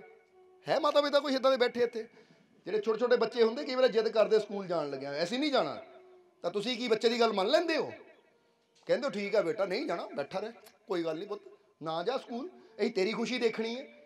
ਅਗਰ ਮਾਂ-ਬਾਪ ਇਹ ਕਹਿਣ ਬੱਚੇ ਨੂੰ ਅਸੀਂ ਤੇਰੀ ਖੁਸ਼ੀ ਦੇਖਣੀ ਹੈ, ਨਹੀਂ ਦਿਲ ਕਰਦਾ ਨਾ ਜਾ, ਤੇ ਇਹਦਾ ਮਤਲਬ ਇਹ ਮਾਂ-ਬਾਪ ਆਪਣੇ ਬੱਚੇ ਦੇ ਦੁਸ਼ਮਣ ਹੈ। ਔਰ ਅਨਪੜ੍ਹ ਰਹਿ ਗਿਆ ਤਾਂ ਆਉਣ ਵਾਲੇ ਸਮੇਂ 'ਚ ਇਹਦੀ ਕੀ ਵੈਲਿਊ ਹੋਏਗੀ? ਕਮ ਸੇ ਕਮ ਬੱਚੇ ਨੂੰ ਪੜ੍ਹਨਾ ਲਿਖਣਾ ਤਾਂ ਆਉਣਾ ਚਾਹੀਦਾ, ਤਾਂ ਇਹ ਕਿਤੇ ਸਾਈਨ ਕਰਨੇ ਹੋਣ, ਕਿਤੇ ਕੋਈ ਕਰਨਾ ਹੋਵੇ ਤਾਂ ਬੱਚੇ ਨੂੰ ਪਤਾ ਹੋਣਾ ਚਾਹੀਦਾ ਮੈਂ ਕਿੱਥੇ ਸਾਈਨ ਕਰ ਰਿਹਾ, ਜਾ ਕਿੱਥੇ ਰਿਹਾ, ਮੇਰੇ ਨਾਲ ਕੀ ਹੋ ਰਿਹਾ, ਕਿਤੇ ਨਹੀਂ ਕੀ ਨਹੀਂ ਹੋ ਰਿਹਾ। ਹੁਣ ਜ਼ਰਾ ਸੋਚੋ, ਇੱਕ ਮਾਂ ਬਾਪ ਹੈ ਕਿ ਬੱਚਾ ਕਹਿੰਦਾ ਹੈ ਮੈਂ ਸਕੂਲ ਨਹੀਂ ਜਾਣਾ, ਕਹਿੰਦੇ ਠੀਕ ਹੈ ਬੇਟਾ ਤੇਰੀ ਖੁਸ਼ੀ ਨਾ ਜਾ ਬੈਠ। ਤਾਂ ਦੂਜੇ ਮਾਤਾ ਪਿਤਾ ਹੈ, ਬੱਚਾ ਕਹਿੰਦਾ ਮੈਂ ਸਕੂਲ ਨਹੀਂ ਜਾਣਾ, ਕਿਉਂ ਨਹੀਂ ਜਾਣਾ? ਉਹ ਖਿੱਚ ਕੇ ਲੈ ਕੇ ਜਾਂਦੇ, ਬੱਚਾ ਰੋਂਦਾ ਹੈ ਮੰਮੀ ਨਹੀਂ ਡੈਡੀ ਨਹੀਂ, ਚੱਲ ਤੈਨੂੰ ਜਾਣਾ ਪੈਣਾ ਹੈ, ਖਿੱਚ ਕੇ ਲਿਜਾਂਦੇ ਹੈ ਮੋਟਰਸਾਈਕਲ ਤੇ ਜਾਂ ਗੱਡੀ 'ਚ ਬਿਠਾਉਂਦੇ ਹੈ, ਸਕੂਲ ਦੇ ਗੇਟ ਮੂਹਰੇ ਰੋਂਦੇ ਬੱਚੇ ਨੂੰ ਲਾ ਕੇ ਅੰਦਰ ਬਾੜਦੇ, ਚੱਲ ਅੰਦਰ ਜਾਣਾ ਪੈਣਾ ਹੀ ਹੈ ਤੈਨੂੰ, ਚਾਹੇ ਹੱਸ ਕੇ ਜਾ ਚਾਹੇ ਰੋ ਕੇ ਜਾ, ਜਾਣਾ ਪੈਣਾ ਹੀ ਹੈ। ਹੁਣ ਇਹ ਬੱਚਾ ਕੁਛ ਦਿਨ ਰੋਏਗਾ ਪਰ ਫਿਰ ਪਤਾ ਲੱਗ ਜਾਏਗਾ ਕਿ ਮਾਂ ਬਾਪ ਮੰਨਦੇ ਨਹੀਂ ਹੈ, ਹੁਣ ਤਾਂ ਜਾਣਾ ਹੀ ਪੈਣਾ ਮੈਨੂੰ, ਫਿਰ ਹੌਲੀ ਹੌਲੀ ਬੱਚਾ ਸੈੱਟ ਹੋ ਜਾਂਦਾ ਹੈ। ਸਮਝਦੇ ਹੋ ਕਿ ਨਹੀਂ? ਹੁਣ ਇਹ ਮਾਂ ਬਾਪ ਦੇਖਣ ਨੂੰ ਬੱਚੇ ਨੂੰ ਜ਼ਰੂਰ ਲੱਗੇਗਾ ਮੇਰੇ ਦੁਸ਼ਮਣ ਹੈ, ਮੇਰੀ ਗੱਲ ਨਹੀਂ ਮੰਨਦੇ, ਮੈਂ ਸਕੂਲ ਨਹੀਂ ਜਾਣਾ ਚਾਹੁੰਦਾ ਮੈਨੂੰ ਭੇਜ ਰਹੇ ਹੈ, ਪਰ ਪਤਾ ਹੈ ਕਿ ਇਹ ਮਾਂ ਬਾਪ ਅੱਗੇ ਜਾ ਕੇ ਬੱਚਾ ਇਹਨਾਂ ਨੂੰ ਥੈਂਕ ਯੂ ਕਹੇਗਾ ਕਿ ਤੁਸੀਂ ਜੇ ਮੇਰੀ ਮੰਨ ਲੈਂਦੇ ਮੈਂ ਅਨਪੜ੍ਹ ਰਹਿ ਜਾਣਾ ਸੀ, ਪਰ ਤੁਸੀਂ ਮੇਰੀ ਨਹੀਂ ਮੰਨੀ, ਤੁਸੀਂ ਇਹ ਦੇਖਿਆ ਮੇਰੇ ਵਾਸਤੇ ਚੰਗਾ ਕੀ ਹੈ, ਜੋ ਮੇਰੇ ਵਾਸਤੇ ਚੰਗਾ ਸੀ ਤੁਸੀਂ ਉਹ ਕੀਤਾ, ਤਾਂ ਅੱਜ ਮੈਂ ਚੰਗੀ ਜਗ੍ਹਾ ਬੈਠਾ ਹਾਂ। ਸਮਝਦੇ ਹੋ ਕਿ ਨਹੀਂ? ਉਹ ਬੱਚਾ ਤੁਹਾਨੂੰ ਥੈਂਕ ਯੂ ਕਹੇਗਾ। ਇਸ ਲਈ ਇਦਾਂ ਹੀ ਜਿੱਦਾਂ ਬੱਚੇ ਦਾ ਹਾਲ ਹੈ ਨਾ, ਇਦਾਂ ਹੀ ਮਨ ਦਾ ਹਾਲ ਹੁੰਦਾ ਹੈ। ਤੁਸੀਂ ਮਨ ਨੂੰ ਕਹਿਣਾ ਚਲੀਏ ਸਤਸੰਗ, ਉਹ ਨਹੀਂ ਯਾਰ ਕੱਲ ਤਾਂ ਗਿਆ ਸੀ, ਅੱਜ ਕੀ ਜਾਣਾ ਹੈ। ਇਹ ਉਹੀ ਬੱਚਾ ਆ, ਲੈ ਮੰਮੀ ਕੱਲ ਹੀ ਤਾਂ ਸਕੂਲ ਗਿਆ ਸੀ, ਅੱਜ ਕੀ ਜਾਣਾ ਹੈ। ਸਮਝਦੇ ਹੋ ਕਿ ਨਹੀਂ? ਹੁਣ ਉੱਥੇ ਬੱਚੇ ਦੀ ਨਹੀਂ ਸੁਣਨੀ, ਅਸੀਂ ਇਹ ਦੇਖਣਾ ਬੱਚੇ ਵਾਸਤੇ ਚੰਗਾ ਕੀ ਹੈ। ਜੇ ਸਕੂਲ ਜਾਣਾ ਚੰਗਾ ਤਾਂ ਜ਼ਬਰਦਸਤੀ ਵੀ ਲੈ ਕੇ ਜਾਣਾ, ਚਾਹੇ ਹੱਸੇ ਚਾਹੇ ਰੋਵੇ, ਕਿਉਂਕਿ ਪਤਾ ਇਹਦੇ ਵਾਸਤੇ ਚੰਗਾ ਹੈ। ਇਸੇ ਤਰ੍ਹਾਂ ਮਨ ਵਾਸਤੇ ਚੰਗਾ ਹੈ ਚੰਗੇ ਵਿਚਾਰ, ਸੰਤਾਂ ਦੀ ਬਾਣੀ, ਸੰਤਾਂ ਦੇ ਵਚਨ, ਜਾਂ ਪ੍ਰਭੂ ਦਾ ਸਿਮਰਨ, ਜਾਂ ਅਸੀਂ ਕਹਿੰਦੇ ਕੋਈ ਨੇਕੀ ਕਰਦੇ ਆ, ਸੇਵਾ ਸਿਮਰਨ ਕਰਦੇ, ਮਨ ਵਾਸਤੇ ਚੰਗਾ ਹੈ। ਉੱਥੇ ਮਨ ਮੰਨੇ ਨਾ ਮੰਨੇ ਕਰਨਾ ਆ। ਜਿਹਦਾ ਬੱਚਾ ਮੰਨੇ ਨਾ ਮੰਨੇ ਸਕੂਲ ਭੇਜਣਾ ਇਹਦੇ ਵਾਸਤੇ ਚੰਗਾ ਹੈ। ਇਹਦੇ ਸਿਮਰਨ ਕਰਨਾ ਹੀ ਹੈ, ਸਤਸੰਗ 'ਚ ਜਾਣਾ ਹੀ ਹੈ। ਤੂੰ ਮੰਨ ਚਾਹੇ ਨਾ ਮੰਨ, ਕਰਨਾ ਤਾਂ ਤੈਨੂੰ ਪੈਣਾ ਹੀ ਹੈ, ਕਿਉਂਕਿ ਤੇਰੇ ਵਾਸਤੇ ਚੰਗਾ ਹੈ। ਥੋੜੇ ਦਿਨ ਮਨ ਅੜੀਆਂ ਕਰੇਗਾ, ਪਰ ਫਿਰ ਮਨ ਨੂੰ ਵੀ ਪਤਾ ਲੱਗ ਜਾਣਾ ਹੈ ਭਾਈ ਇਹ ਨਹੀਂ ਮੰਨਦਾ, ਇਸ ਲਈ ਹੁਣ ਕਰਨਾ ਹੀ ਪੈਣਾ। ਫਿਰ ਹੌਲੀ ਹੌਲੀ ਮਨ ਉਸ ਲਾਈਨ ਤੇ ਤੁਰ ਪੈਂਦਾ ਹੈ। ਤੁਰ ਪੈਂਦਾ ਕਿ ਨਹੀਂ? ਜ਼ਰਾ ਸਮਝਣਾ ਸਾਰਿਆਂ ਨੇ। ਜਿੱਦਾਂ ਤੁਸੀਂ ਏਦਾਂ ਕਰਕੇ ਦੇਖਣਾ, ਇੱਕ ਨਾ ਜਿੱਦਾਂ ਹੁਣ ਫਰਜ਼ ਕਰੋ ਜ਼ਮੀਨ ਦਾ ਟੁਕੜਾ ਹੈ, ਤੁਸੀਂ ਇੱਕ ਪਾਣੀ ਦਾ ਗਲਾਸ ਡੋਲੋ, ਪਾਣੀ ਦਾ ਗਲਾਸ ਡੋਲੋ, ਉਹ ਪਾਣੀ ਜਿੱਥੇ ਗਿਰੇਗਾ ਨਾ, ਜਿੱਥੇ ਗਿਰੇਗਾ ਫਿਰ ਪਾਣੀ ਆਪਣੇ ਆਪ ਹੀ ਜਗ੍ਹਾ ਬਣਾਉਂਦਾ, ਉੱਥੇ ਚਲਾ ਜਾਏਗਾ ਜਿੱਥੇ ਨੀਵੀਂ ਜਗ੍ਹਾ ਹੋਏਗੀ। ਸਮਝਦੇ ਹੋ ਕਿ ਨਹੀਂ? ਹੁਣ ਤੁਸੀਂ ਜਦੋਂ ਦੇਖੋ ਪਾਣੀ ਚਲਾ ਗਿਆ, ਫਿਰ ਦੁਬਾਰਾ ਪਾਣੀ ਦਾ ਗਲਾਸ ਉਸੇ ਜਗ੍ਹਾ ਡੋਲੋ, ਉਹ ਪਾਣੀ ਕਿੱਥੇ ਜਾਏਗਾ? ਉਹ ਜਿਹੜੀ ਪਾਣੀ ਨੇ ਪਹਿਲਾਂ ਲਾਈਨ ਬਣਾ ਲਈ ਹੈ ਨਾ, ਦੂਜੀ ਵਾਰ ਡੋਲੇ ਵੀ ਪਾਣੀ ਉਸੇ ਲਾਈਨ 'ਚ ਜਾਏਗਾ। ਫਿਰ ਜਿਸਲੇ ਉਹ ਹੋ ਗਿਆ ਤੀਜਾ ਡੋਲੋ, ਫਿਰ ਉੱਥੇ ਹੀ ਜਾਏਗਾ, ਕਿਉਂਕਿ ਪਾਣੀ ਜਿੱਦਾਂ ਆਪਣਾ ਰਸਤਾ ਬਣਾ ਲੈਂਦਾ ਹੈ। ਔਰ ਜਦੋਂ ਜਿੰਨੀ ਵਾਰ ਮਰਜ਼ੀ ਡੋਲੋ ਤਾਂ ਉਧਰ ਹੀ ਜਾਂਦਾ ਹੈ, ਕਿਉਂਕਿ ਉਹਨਾਂ ਰਸਤਾ ਬਣਾ ਲਿਆ। ਇਸੇ ਤਰ੍ਹਾਂ ਮਨ ਵੀ ਪਾਣੀ ਦੀ ਤਰ੍ਹਾਂ ਤਰਲ ਹੈ, ਇਹਨੂੰ ਇੱਕ ਵਾਰ ਰਸਤਾ ਦਿਖਾਣਾ ਪੈਂਦਾ, ਕਰ ਕਰ ਕਰ, ਔਰ ਕੁਝ ਦਿਨ ਕਰਾਂਦੇ ਜਾਓ ਤਾਂ ਫਿਰ ਇਹ ਵੀ ਆਪਣਾ ਰਸਤਾ ਬਣਾ ਲੈਂਦਾ ਹੈ। ਹੁਣ ਜ਼ਰਾ ਸੱਚ ਦੱਸਣਾ ਸਾਨੂੰ, ਇੱਕ ਸਵਾਲ ਪੁੱਛਣਾ, ਪਰਸਨਲ ਸਵਾਲ ਹੈ ਤੁਹਾਡਾ, ਸਮਝਦੇ ਹੋ ਕਿ ਨਹੀਂ? ਅੱਛਾ, ਸਵੇਰੇ ਉੱਠ ਕੇ ਕਿਹਨੂੰ ਆਦਤ ਹੈ ਸਵੇਰੇ ਉੱਠਦੇ ਪਹਿਲਾਂ ਬਰਸ਼ ਕਰਦੇ ਆ, ਮੂੰਹ ਧੋਂਦੇ ਆ? ਕਿਹਨੂੰ ਆਦਤ ਹੈ ਬਰਸ਼ ਕਰਨ ਦੀ, ਮੂੰਹ ਧੋਣ ਦੀ, ਕਿ ਪਹਿਲਾਂ ਉੱਠੀਏ ਮੂੰਹ ਧੋਈਏ? ਹੈ ਆਦਤ? ਹੁਣ ਜ਼ਰਾ ਗੌਰ ਕਰਨਾ। ਹੁਣ ਇੱਕ ਗੱਲ ਦੱਸੋ, ਇੱਕ ਗੱਲ ਸਾਨੂੰ ਦੱਸਣੀ, ਇਹ ਹੁਣ ਜਿਹਨਾਂ ਨੇ ਹੱਥ ਖੜਾ ਕੀਤੇ ਰੋਜ਼ ਹੀ ਕਰਦੇ ਹੋ ਨਾ ਤੁਸੀਂ, ਕਿਸੇ ਨੂੰ ਕਹਿਣਾ ਪੈਂਦਾ ਹੈ, ਕਿਸੇ ਨੂੰ ਬਾਂਹ ਫੜ ਕੇ ਲਿਜਾਣਾ ਪੈਂਦਾ ਕਿ ਚੱਲ ਬਾਥਰੂਮ 'ਚ ਬਰਸ਼ ਕਰ, ਜਿੱਦਾਂ ਬੱਚੇ ਨੂੰ ਲੈ ਕੇ ਜਾਣਾ ਪੈਂਦਾ ਸਾਨੂੰ, ਛੋਟੇ ਬੱਚੇ, ਚੱਲ ਬੇਟਾ ਪਹਿਲਾਂ ਬਰਸ਼ ਕਰ, ਜਾ ਕੇ ਮੂੰਹ ਧੋ, ਬਾਅਦ ਚੋਂ ਖਾਣਾ ਕੁਛ। ਬੱਚੇ ਨੂੰ ਸਮਝਾਉਣਾ ਪੈਂਦਾ, ਕਿਉਂ? ਕਿਉਂਕਿ ਬੱਚੇ ਦੀ ਆਦਤ ਹਾਲੇ ਨਹੀਂ ਬਣੀ। ਤੁਹਾਨੂੰ ਕਿਸੇ ਨੂੰ ਕਹਿਣ ਦੀ ਲੋੜ ਨਹੀਂ, ਤੁਹਾਨੂੰ ਪਤਾ ਬਰਸ਼ ਕਰਨਾ ਚੰਗਾ ਹੈ, ਮੂੰਹ ਧੋਣਾ ਚੰਗਾ ਹੈ। ਇਸ ਲਈ ਕੋਈ ਕਵੇ ਨਾ ਕਵੇ, ਤੁਸੀਂ ਉੱਠਦੇ ਆ ਪਹਿਲਾਂ ਵਾਸ਼ਰੂਮ ਜਾਣਾ, ਹੱਥ ਮੂੰਹ ਧੋਣਾ, ਬਰਸ਼ ਕਰਨਾ, ਆਦਤ ਬਣ ਗਈ, ਚੰਗੀ ਆਦਤ ਬਣ ਗਈ।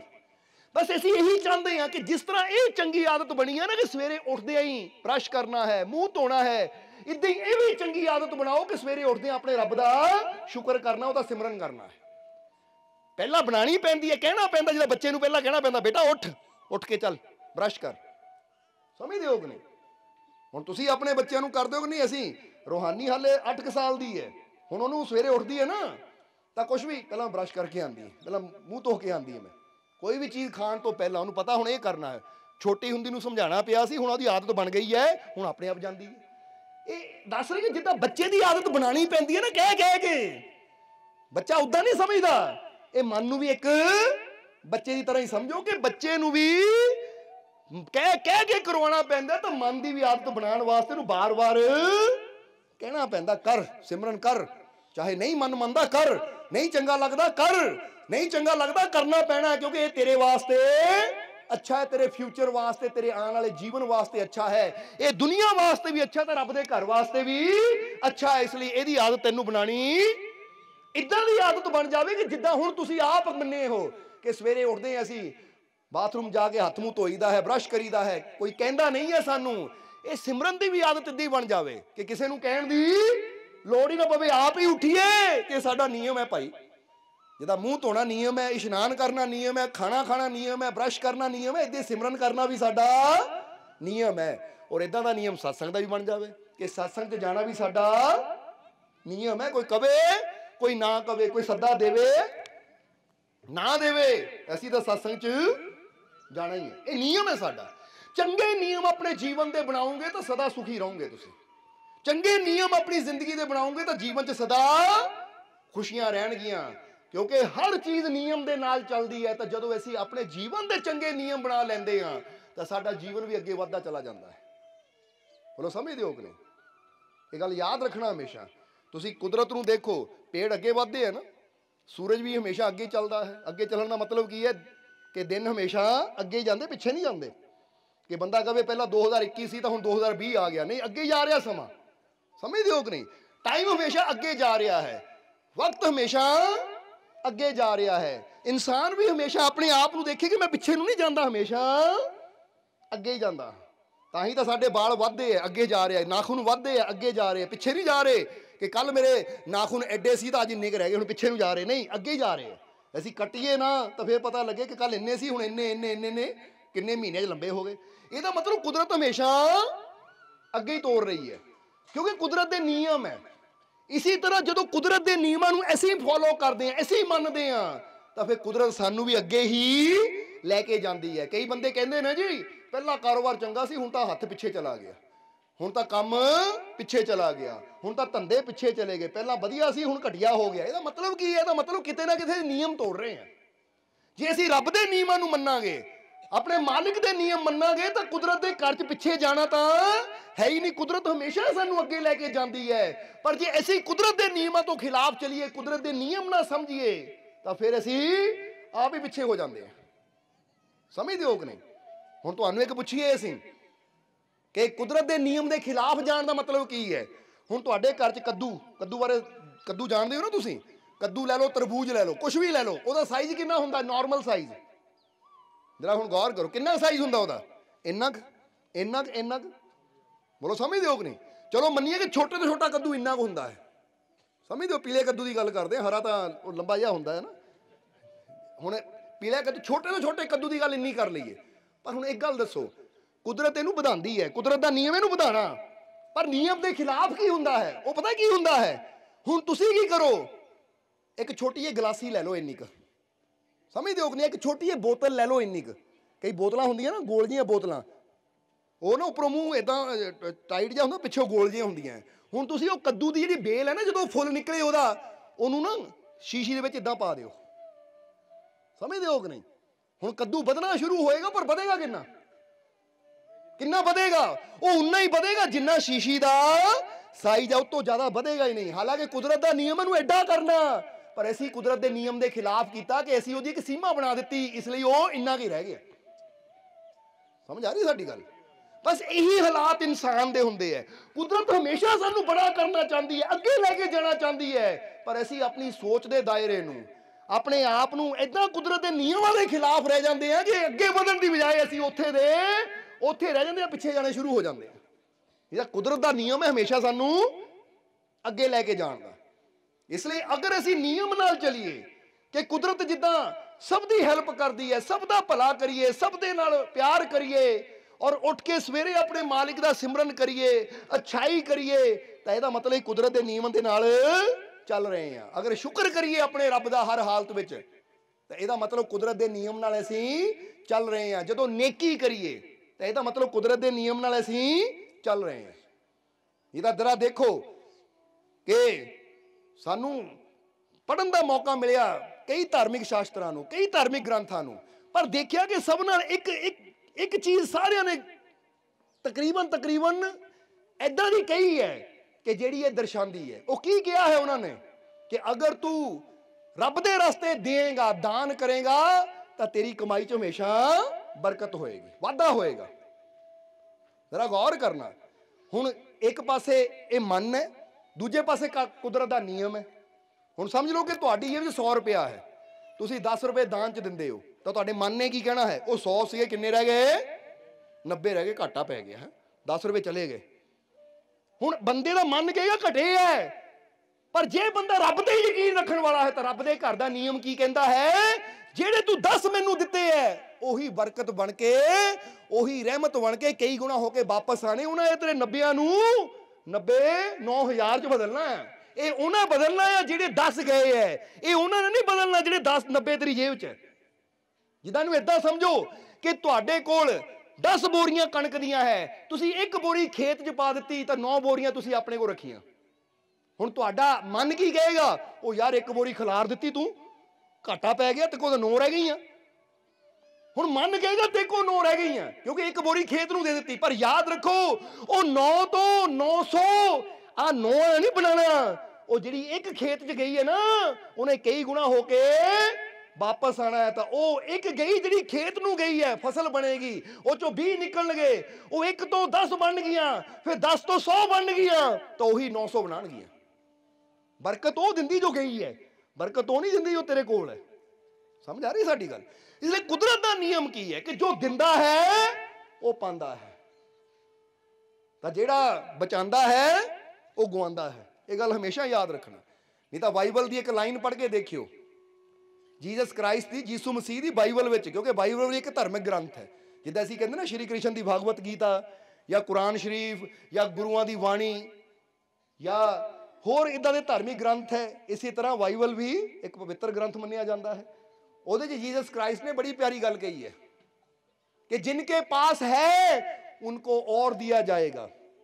बोलो समझते हो कि नहीं? और जिनके पास नहीं है उनसे वो भी ले लिया जाएगा जो उनके पास है। वो कहते जिन्हां कोल है उन्होंने होर दिता जाएगा, तो जिन्हां कोल नहीं है उन्हां कोल जो है वो भी ले लिया जाएगा, वो खाली हो जाएंगे। तो बड़ी हैरानी की गल है, बंदा सोचता जिन्हां कोल है उन्होंने होर दिता जाना है, तो जिहदे कोल है नहीं बेचारे को पहले ही है नहीं, वो भी ले लेना जो है। कमाल की गल है। ਇਹਦਾ मतलब की है? तो फिर पूछा जीसस ਨੂੰ कि ਇਹਦਾ मतलब की है, तो जीसस कहते ਇਹਦਾ मतलब है कि जिन्हां कोल है की है, प्रेम है, विश्वास है, दूजे ਦੀ ਭਲਾਈ ਕਰਨ ਦੀ ਭਾਵਨਾ है। जिन्हां कोई भावना होंदी ना कि मैं सेवा करनी है, दान करना है, प्रभु का सिमरन करना है, अपने रब का शुक्र करना है, जिन्हां कोई भावना है उन्होंने होर दिता जाएगा। तो जिन्हां कोई भावना ही नहीं, रब ने थोड़ा दिता मैनू की रब ने दिता है, मैं उसका शुक्र क्यों करा, लै मैं दान क्यों करा, मेरे को है ही थोड़ा है। तो कहते जिन्हां को दान की भावना, सेवा भावना, शरधा भावना, विश्वास, प्रेम नहीं है, उन्हां को जिन्ना कुछ हुंदा ना वो भी खत्म हो जाता है। क्योंकि अगे वधाण वाला काम हो, जिद्दां हुण तुहानूं किसान की मिसाल दी कि किसान को 10 बोरियां है अपने दाणियां दियां, वो सोचे खेत नूं नहीं बीजणियां, मैं ही खाणियां है, वो आप 10 बोरियां खा जावे तो 10 खांदे खांदे एक दिन खत्म हो जाणगियां। क्योंकि आना कित्थों है? आना वो नहीं जो ना खा लिया, आना तो वो जो ना बीज दिता। समझ आ रही साडी गल?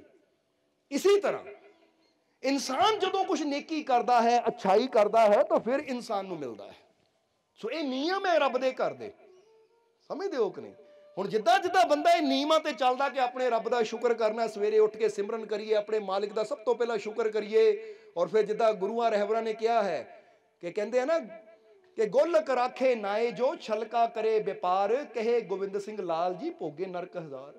कि गुरुआं ने भी दसिया है कि जिहड़ा गुरु दे नां ते कढ़दा नहीं ना, यानी रब दे नां ते कोई नेकी दे खातर कढ़दा नहीं है, और जिहड़ा छल दा व्यापार करता है, छल दा मतलब हेरा फेरियां करता है, ठगियां करता है, चोरी करता है, तो कहते इदां दा इंसान हजारां नरक भोगदा है। वो तकलीफां दुख पांदा है, दुनिया ते भी दुखी रहिंदा तो अगे जाके भी दुख पांदा है।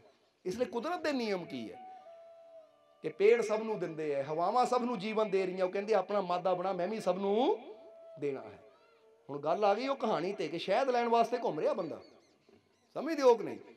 कि कईयां कोल है, वो कहते तू साडा की लगदा है, अपने रिश्तेदार की मदद करांगे, अपने किसी जान पछाण दी मदद करांगे, तेरी मदद क्यों करिए? क्योंकि इत्थों ही गल चली सी कि तुसीं दिल्ली चले जाओ, यूपी चले जाओ, उत्थे दे पेड़ तुहानूं कहण असीं तुहानूं ऑक्सीजन क्यों दईए, फल क्यों दईए, तुसीं किहड़ा भाई सानूं पानी पाया है, या तुसीं किहड़ा साडे कुछ लगदे हो, जाओ अपने हिमाचल, जाओ अपने पंजाब च, तो फिर तो बंदे दा साह लेना ही औखा हो जाएगा। फिर बंदे नूं पता की करना पैना है, वो यूपी चले तो अगर 2 पेड़ तोड़ के ना भाई गड्डी च रख दे, उत्थे जाके साह भी लेना है, होना कि नहीं? इदां कि 2 पेड़ ना तोड़ के गड्डी च रख दो, उत्थे जाके भाई साह भी लेना है, क्योंकि उत्थे दे पेड़ां ने साह नहीं देना सानूं। उन्होंने कहना तुसीं पंजाबी हो या तुसीं हिमाचली हो, तुहानूं साह असीं क्यों दईए, असीं तां यूपी वालिआं नूं देवांगे, असीं तां बिहार वालिआं नूं देवांगे, फिर तां बंदे दा जीना ही मुश्किल हो जाएगा। पर कुदरत फर्क नहीं करती, तो जे कुदरत फर्क नहीं करती, साडा सच्चा रब फर्क नहीं करता, तो असीं बंदे कौन हुंदे फर्क करन वाले? असीं क्यों नहीं देखते कि चाहे असीं होईए हिमाचल दे, चाहे होईए पंजाब दे, चाहे होईए बिहार दे, चाहे होईए किते भी, साडे एरिए अलग अलग हो सकते हैं, नाम अलग अलग हो सकते हैं, पर साडा मालिक पैदा करने वाला दाता तां इक्को ही है ना। इसलिए इंसान तो ऐसी सारे ही है ना, इंसानियत के नाते सानू सारिआं नूं एक दूजे दी पर बड़ी हैरानी की गल हुंदी है। असीं हैल्प उहदी करनी जो साडे धर्म नाल जुड़िया होवे, जो साडे धर्म नाल रिलेटेड होवे, जो साडी जाति वाला होवे, जो साडे धर्म वाला होवे। बंदा जदों इदां दी रखदा है ना सोच, ते इहदा मतलब इहदी सोच उही है जिद्दां कद्दू नूं असीं ना शीशी 'च बंद कर दित्ता, हो तो एडा वड्डा सकदा सी पर इन्ना नहीं रखिया। ਬੰਦੇ ਦਾ ਦਿਮਾਗ, ਬੰਦੇ ਦੀ ਸੈਂਸ, ਅਕਲ ਬਹੁਤ ਬੜੀ ਹੋ ਸਕਦੀ ਹੈ, ਬੰਦਾ ਬਹੁਤ ਕੁਝ ਸਿੱਖ ਸਕਦਾ ਹੈ, ਪਰ ਬੰਦਾ ਇਹ ਜਦੋਂ ਬਣ ਜਾਂਦਾ ਨਾ ਕਿ ਲੈ ਬਈ ਅਸੀਂ ਤਾਂ ਕੋਈ ਸਿੱਖਣਾ ਜੋ ਸਾਡੇ ਗੁਰੂ ਕਹਿਣ ਜਾਂ ਸਾਡੇ ਸ਼ਾਸਤਰ ਕਹਿਣ, ਦੂਜਿਆਂ ਤੋਂ ਅਸੀਂ ਕੀ ਲੈਣਾ, ਤਾਂ ਬੰਦੇ ਦੀ ਸੋਚ ਉਨੀ ਕੀ ਰਹਿ ਜਾਂਦੀ। ਫਿਰ ਅਸੀਂ ਕਹਿੰਦੇ ਇੱਦਾਂ ਦਾ ਦਿਮਾਗ ਬਣਾਓ ਕਿ ਭਾਈ ਮੈਨੂੰ ਜਿੱਥੋਂ ਵੀ ਮਿਲੇਗਾ ਮੈਂ ਸਿੱਖਣਾ ਹੈ, ਮੈਨੂੰ ਜਿੱਥੋਂ ਵੀ ਮਿਲੇਗਾ ਮੈਂ ਸਮਝਣਾ ਹੈ, ਕਿਉਂਕਿ ਜ਼ਿੰਦਗੀ ਸਿੱਖਣ ਵਾਸਤੇ, ਸਮਝਣ ਵਾਸਤੇ ਬਹੁਤ ਹੀ ਛੋਟੀ ਹੈ, ਇਸ ਲਈ ਜਿੰਨਾ ਸਿੱਖ ਸਕਾਂ ਉਨਾ ਹੀ ਮੇਰੇ ਵਾਸਤੇ ਅੱਛਾ ਹੈ। ਸਮਝ ਆ ਰਹੀ ਕਿ ਨਹੀਂ ਸਾਡੀ ਗੱਲ? ਹੁਣ ਜਰਾ ਗੌਰ ਕਰੋ, ਜੇ ਬੱਚੇ ਨੂੰ ਗਿਆਨ ਦੇਣਾ ਹੋਵੇ, ਹੁਣ ਬੱਚੇ ਨੂੰ ਪੜ੍ਹਾਉਣਾ ਹੋਵੇ, ਤੁਸੀਂ ਚਾਹੁੰਦੇ ਹੋ ਮੇਰਾ ਬੱਚਾ ਡਾਕਟਰ ਬਣੇ ਜਾਂ ਮੇਰਾ ਬੱਚਾ ਸਾਇੰਟਿਸਟ ਬਣੇ, ਤਾਂ ਜਰਾ ਸੋਚ ਕੇ ਦੱਸੋ। ਜੇ ਬੰਦਾ ਕਹੇ ਅਸੀਂ ਤਾਂ ਇਹਨੂੰ ਉਸੇ ਕਾਲਜ ਸਕੂਲ 'ਚ ਭੇਜਣਾ ਜਿਹੜਾ ਸਾਡੇ ਧਰਮ ਦਾ ਹੋਵੇ ਜਾਂ ਜਿਹੜਾ ਸਾਡੀ ਜਾਤ ਬਰਾਦਰੀ ਵਾਲੇ ਨਾਲ ਖੋਲ੍ਹਿਆ ਹੋਵੇ, ਤਾਂ ਫਿਰ ਤਾਂ ਬੱਚਾ ਵਿਚਾਰਾ ਉਨਾ ਕੀ ਰਹਿ ਜਾਏਗਾ ਜਿੱਥੇ ਤੱਕ ਉਹ ਸਕੂਲ ਹੈ। ਕਿਉਂਕਿ ਜਦੋਂ ਸਕੂਲ 'ਚ ਅਸੀਂ ਬੱਚੇ ਨੂੰ ਭੇਜਦੇ ਹਾਂ, ਕਾਲਜ 'ਚ ਭੇਜਦੇ, ਇਹ ਨਹੀਂ ਦੇਖਦੇ ਇਹ ਕਿਹਨਾਂ ਨੇ ਖੋਲ੍ਹਿਆ ਹੈ, ਅਸੀਂ ਇਹ ਦੇਖਦੇ ਇੱਥੇ ਗਿਆਨ ਹੈ ਜਾਂ ਨਹੀਂ, ਜੋ ਸਾਡੇ ਬੱਚੇ ਨੂੰ ਸਿੱਖਿਆ ਚਾਹੀਦੀ ਉਹ ਹੈ ਜਾਂ ਨਹੀਂ। ਅਸੀਂ ਸਿੱਖਿਆ ਦੇਖ ਕੇ ਬੱਚੇ ਨੂੰ ਭੇਜਦੇ ਹਾਂ, ਉਹ ਸਕੂਲ ਵਾਲੇ ਦੇ ਜਾਤ ਜਾਂ ਧਰਮ ਨੂੰ ਦੇਖ ਕੇ ਨਹੀਂ ਭੇਜਦੇ। ਕਦੀ ਹੋਇਆ? ਹੁਣ ਤੁਹਾਡੇ ਬੱਚੇ ਕਿਹੜੇ ਸਕੂਲਾਂ 'ਚ ਪੜ੍ਹਦੇ ਆ, ਕਦੀ ਪੁੱਛਿਆ ਤੁਸੀਂ ਕਿ ਜਿਹੜਾ ਸਕੂਲ ਦਾ ਚੇਅਰਮੈਨ ਹੈ ਜਾਂ ਸਕੂਲ ਦਾ ਮੇਨ ਹੈਡ ਹੈ ਜਾਂ ਸਕੂਲ ਦਾ ਪ੍ਰਿੰਸੀਪਲ ਹੈ, ਦੀ ਜਾਤ ਕੀ ਹੈ ਭਾਈ? ਬੋਲੋ, ਸਮਝਦੇ ਹੋ ਕਿ ਨਹੀਂ? ਪੁੱਛਿਆ ਕਦੀ ਅਸੀਂ? ਨਹੀਂ ਭਾਈ, ਤੇਰੀ ਜਾਤ ਉਹ ਹੈ ਨਹੀਂ, ਤੇਰਾ ਗੁਰੂ ਕੋਈ ਹੋਰ, ਮੇਰਾ ਗੁਰੂ ਕੋਈ ਹੋਰ, ਤੇਰੇ ਕੋਲ ਬੱਚਾ ਨਹੀਂ ਪੜ੍ਹਾਉਣਾ ਮੈਂ। ਤਾਂ ਫਿਰ ਤਾਂ ਬੱਚਾ ਅਨਪੜ੍ਹ ਹੀ ਰਹਿ ਜਾਏਗਾ ਭਾਈ। ਗੁਰੂ ਨਾ ਦੇਖੋ, ਜਾਤ ਨਾ ਦੇਖੋ, ਧਰਮ ਨਾ ਦੇਖੋ, ਗਿਆਨ ਦੇਖੋ। ਗਿਆਨ ਕਿੱਥੋਂ ਮਿਲਦਾ ਹੈ? ਜ਼ਿੰਦਗੀ ਨੂੰ ਬਦਲਣ ਵਾਲੀ ਸਿੱਖਿਆ ਕਿੱਥੋਂ ਮਿਲਦੀ ਹੈ? ਕਿਉਂਕਿ ਜਿਹੜੇ ਬੱਚੇ ਗਿਆਨ ਦੇਖਦੇ ਆ ਉਹ ਕਾਮਯਾਬ ਹੋ ਜਾਂਦੇ ਆ, ਜਿਹੜੇ ਜਾਤੀ ਧਰਮ ਦੇਖਦੇ ਰਹਿੰਦੇ ਉਹ ਇੱਕ ਦਾਇਰੇ 'ਚ ਹੀ ਬੈਠੇ ਉੱਥੇ ਹੀ ਰਹਿ ਜਾਂਦੇ, ਅੱਗੇ ਵਧ ਹੀ ਨਹੀਂ ਪਾਉਂਦੇ ਉਹ। ਔਰ ਤੁਹਾਡੀ ਪਹੁੰਚ ਤਾਂ ਰੱਬ ਤੱਕ ਹੈ, ਪਰਮਾਤਮਾ ਤੱਕ ਤੁਸੀਂ ਪਹੁੰਚ ਸਕਦੇ ਹੋ, ਪਰ ਪਰਮਾਤਮਾ ਤੱਕ ਉਹੀ ਪਹੁੰਚ ਸਕਦਾ ਹੈ ਜਿਹੜਾ ਇਨਸਾਨੀਅਤ ਨੂੰ ਮੁੱਖ ਰੱਖਦਾ ਹੈ, ਧਰਮਾਂ ਨੂੰ ਨਹੀਂ। ਕਿਉਂਕਿ ਰੱਬ ਨੇ ਸਾਨੂੰ ਕੀ ਬਣਾਇਆ ਹੈ? ਬੋਲੋ, ਸਮਝਦੇ ਹੋ ਕਿ ਨਹੀਂ? ਰੱਬ ਨੇ ਕੀ ਬਣਾਇਆ ਸਾਨੂੰ? ਸੱਚ ਦੱਸਿਓ, ਹਿੰਦੂ ਬਣਾਇਆ, ਮੁਸਲਮਾਨ ਬਣਾਇਆ, ਸਿੱਖ ਬਣਾਇਆ, ਈਸਾਈ ਬਣਾਇਆ, ਜਾਂ ਸਾਨੂੰ ਸਾਰਿਆਂ ਨੂੰ ਇਨਸਾਨ ਬਣਾਇਆ? भगवान ने इंसान को इंसान बनाया, हमने उसे हिंदू या मुसल, बंदा ही मोहर ला दिंदा है, आ हिंदू है, आ मुसलमान है, सिख है, ईसाई है, जिहदा रब ने तो सारिਆਂ ਨੂੰ इंसान बनाया है। और जे रब ने सानू इंसान बनाया तो इंसान बन के रब तक पहुंच सकते हैं। ਅਸੀਂ हिंदू मुसलमान सिख ईसाई बन के नहीं। ਤਾਂ ਹੀ ਤਾਂ ਅਸੀਂ ਇੱਕ ਸ਼ੇਰ ਕਹੀਦਾ ਇੱਥੇ ਕਹਿਣਾ ਚਾਹਾਂਗੇ ਕਿ ਨਾ ਹਿੰਦੂ बुरा है ना मुसलमान बुरा है, ना गीता बुरी है ना कुरान बुरा है। भला समझना सारे ने, ना गीता बुरी है ना कुरान बुरा है, ना हिंदू बुरा है ना मुसलमान बुरा है, भेजे में जो घुसा है वो शैतान बुरा है। आ जेड़ा इंसान दे अंदर जातां धर्मां दा शैतान बढ़ गया ना, ये बुरा आ, बुराई ये करांदा है। तां गीता भी कहंदी प्यार करो, कुरान भी कहंदा सब नाल प्यार करो, गुरबाणी भी कहंदी जिन प्रेम कियो ਤਿੰਨ ਹੀ ਪ੍ਰਭੂ ਪਾਇਓ, ਤਾਂ ਜੀਸਸ ਕ੍ਰਾਈਸਟ, ਬਾਈਬਲ ਵੀ ਕਹਿੰਦੀ love is God, God is, ਹਰ ਪਾਸੇ ਪਿਆਰ ਦੀ ਗੱਲ ਹੁੰਦੀ ਹੈ। ਤਾਂ ਫਿਰ ਬੰਦਾ ਟੁੱਟ ਕੇ ਬੈਠਾ, ਇਹਦਾ ਮਤਲਬ ਉਹ ਧਾਰਮਿਕ ਗ੍ਰੰਥ ਸਾਨੂੰ ਜੋੜਨਾ ਚਾਹੁੰਦੇ, ਪਰ ਸਾਡੇ ਅੰਦਰ ਦਾ ਜਿਹੜਾ ਸ਼ੈਤਾਨ ਹੈ ਨਾ, ਇਹ ਸਾਨੂੰ ਇੱਕ ਨਹੀਂ ਹੋਣ ਦੇ ਰਿਹਾ। ਇਸ ਲਈ ਮਾਰਨਾ ਤਾਂ ਬੰਦੇ ਨੂੰ ਨਾ ਮਾਰੋ ਕਿ ਲੈ ਵੀ ਇਹ ਹਿੰਦੂ ਹੈ, ਮੁਸਲਮਾਨ, ਇਹਨੂੰ ਮਾਰੀਏ, ਸਿੱਖ ਈਸਾਈ, ਇਹਨੂੰ ਇਹਨਾਂ ਝਗੜਾ ਕਰੀਏ। ਮਾਰ ਨਹੀਂ ਹੈ ਤਾਂ ਇਨਸਾਨੀਅਤ ਨੂੰ ਨਹੀਂ, ਆਪਣੇ ਅੰਦਰਲੇ ਉਹ ਮਨ ਦੇ ਸ਼ੈਤਾਨ ਨੂੰ ਮਾਰੀਏ ਜਿਹੜਾ ਸਾਡੇ 'ਚ ਫਰਕ ਪੈਦਾ ਕਰ ਰਿਹਾ ਹੈ, ਜਿਹੜਾ ਸਾਨੂੰ ਜਾਤਾਂ ਪਾਤਾਂ 'ਚ ਵੰਡ ਰਿਹਾ। ਮਾਰਨ ਦੀ ਲੋੜ ਤਾਂ ਉਹਨੂੰ ਹੈ। ਤਾਂ ਹੀ ਤਾਂ ਕਹਿੰਦੇ ਲੜਨਾ ਤਾਂ ਆਪਣੇ ਅੰਦਰ ਦੇ ਸ਼ੈਤਾਨ ਨਾਲ ਲੜ, ਦੁਨੀਆ ਨੇ ਕਿਉਂ ਲੜ ਰਹੇ ਆ ਤੂੰ? ਬੋਲੋ, ਸਮਝਦੇ ਹੋ ਕਿ ਨਹੀਂ? ਇਸ ਲਈ ਤੁਸੀਂ ਭਗਵਾਨ ਹੋ ਸਕਦੇ ਹੋ, ਪਰਮਾਤਮਾ ਹੋ ਸਕਦੇ ਹੋ, ਪਰਮਾਤਮਾ ਦੇ ਪਿਆਰੇ ਹੋ ਸਕਦੇ ਹੋ ਤੁਸੀਂ। ਇਹ ਗੱਲ ਯਾਦ ਰੱਖਣਾ ਸਾਰਿਆਂ ਨੇ। ਹੁਣ ਇੱਕ ਗੱਲ ਹਮੇਸ਼ਾ ਇਹ ਯਾਦ ਰੱਖੋ ਕਿ ਤੁਸੀਂ ਅਗਰ ਉਸ ਮਾਲਿਕ ਦੀ ਖੁਸ਼ੀ ਨੂੰ ਪਾਣਾ ਹੈ ਨਾ, ਤਾਂ ਫਿਰ ਕਿੱਦਾਂ ਪਾ ਸਕਦੇ ਹੋ? ਉਹ ਮਾਲਿਕ ਦੀ ਖੁਸ਼ੀ ਨੂੰ ਤੁਸੀਂ ਪ੍ਰੇਮ ਕਰਕੇ ਪਾ ਸਕਦੇ ਹੋ। ਬੋਲੋ, ਸਮਝਦੇ ਹੋ ਕਿ ਨਹੀਂ? ਕਿਉਂਕਿ ਬੰਦਾ ਅੱਜ ਪੂਜਾ ਬਹੁਤ ਕਰਦਾ ਆਪਣੇ ਭਗਵਾਨ ਦੀ, ਪਰ ਸੰਦੇਸ਼ ਨਹੀਂ ਮੰਨਦਾ। ਸਮਝਦੇ ਹੋ ਕਿ ਨਹੀਂ? ਔਰ ਸੰਦੇਸ਼ ਕੀ ਹੈ ਭਗਵਾਨ ਦਾ? ਸਭ ਨਾਲ ਪਿਆਰ ਕਰ, ਕਿਉਂਕਿ ਸਭ ਦੇ ਅੰਦਰ ਮੇਰਾ ਵਾਸ ਹੈ। ਇਸ ਲਈ ਕੁਦਰਤ ਦਾ ਨਿਯਮ ਹੈ, ਸਭ ਦੇ ਕੰਮ ਆ, ਸਭ ਨਾਲ ਪਿਆਰ ਕਰ। ਹੁਣ ਦੱਸ ਦਈਏ ਉਹ ਕਹਾਣੀ ਨੂੰ, ਫਿਰ ਸਤਸੰਗ ਦੀ ਸਮਾਪਤੀ ਕਰੀਏ, ਕਿਉਂਕਿ ਟਾਈਮ ਕਾਫੀ ਹੋ ਗਿਆ ਹੈ, ਮੌਸਮ ਵੀ ਖਰਾਬ ਹੋ ਗਿਆ। ਚਲ ਫਟਾਫਟ ਫਿਰ ਕਰ ਦਿੰਦੇ, ਫਿਕਰ ਨਾ ਕਰ, ਠੀਕ ਹੈ। ਇਹ ਉਹ ਜਦੋਂ ਸ਼ਹਿਦ ਮੰਗਿਆ ਨਾ ਉਹਨੇ, ਤਾਂ ਉਸ ਵੇਲੇ ਕਈ ਕਵੇ ਹੈ ਹੀ ਨਹੀਂ, ਤਾਂ ਕੋਈ ਕਹਿੰਦਾ ਭਾਈ ਹੈਗਾ, ਤੈਨੂੰ ਕਿਉਂ ਦਈਏ। बेचारा परेशान हो गया, घूमी जाए कितों शहद नहीं उन्होंने मिले, क्योंकि पत्नी तड़फ रही है दर्द ना। वैद ने कहा है घर च सारा समान है पर शहद है नहीं जिन्हें दवाई तैयार होनी है, सो शहद लैके आ। कटोरी लैके जगह जगह घूम रहा है पर कितों शहद नहीं मिल रहा। अचानक बादशाह के महल के मोड़ दी गुजरिया तो सोचा बादशाह को तो शहद जरूर होएगा। शाम का समा शहद की कटोरी लैके बादशाह के महल के अगे चला गया। और जाके बादशाह दे सैनिक नूं कहण लगा कि भाजी भाई साहब कि मेरी पत्नी बड़ी बीमार है, वैद ने दवाई तैयार करनी, मैनूं एक कटोरी शहद चाहिदा है, शहद लिया दे।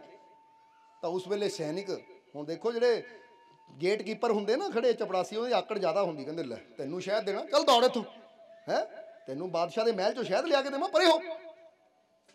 हुण हाले वो डांट ही रहा सी, अंदरों बादशाह आ गया किते सैर करन। वो बादशाह ने पुछया सैनिक नूं इहनूं क्यों डांट रहा है? वो कहंदा महाराज देखो छोटी जी कटोरी लैके शहद मंगण आ गया, बस दस बादशाह इत्थे शहद लैके बैठा जिहड़ा इहनूं शहद देवे, शर्म नहीं आती इहनूं बादशाह दे महल जाके शहद मंगदा। तो बादशाह कहंदा अच्छा शहद मंगिया, उरे आ भी इधर, हाँ भी तैनूं शहद क्यों चाहिदा है? कहंदा जी मेरी पत्नी दे बड़ी दर्द हो रही है, पूरे पिंड च नगर च घुम लिया पर शहद नहीं किते मिलिया।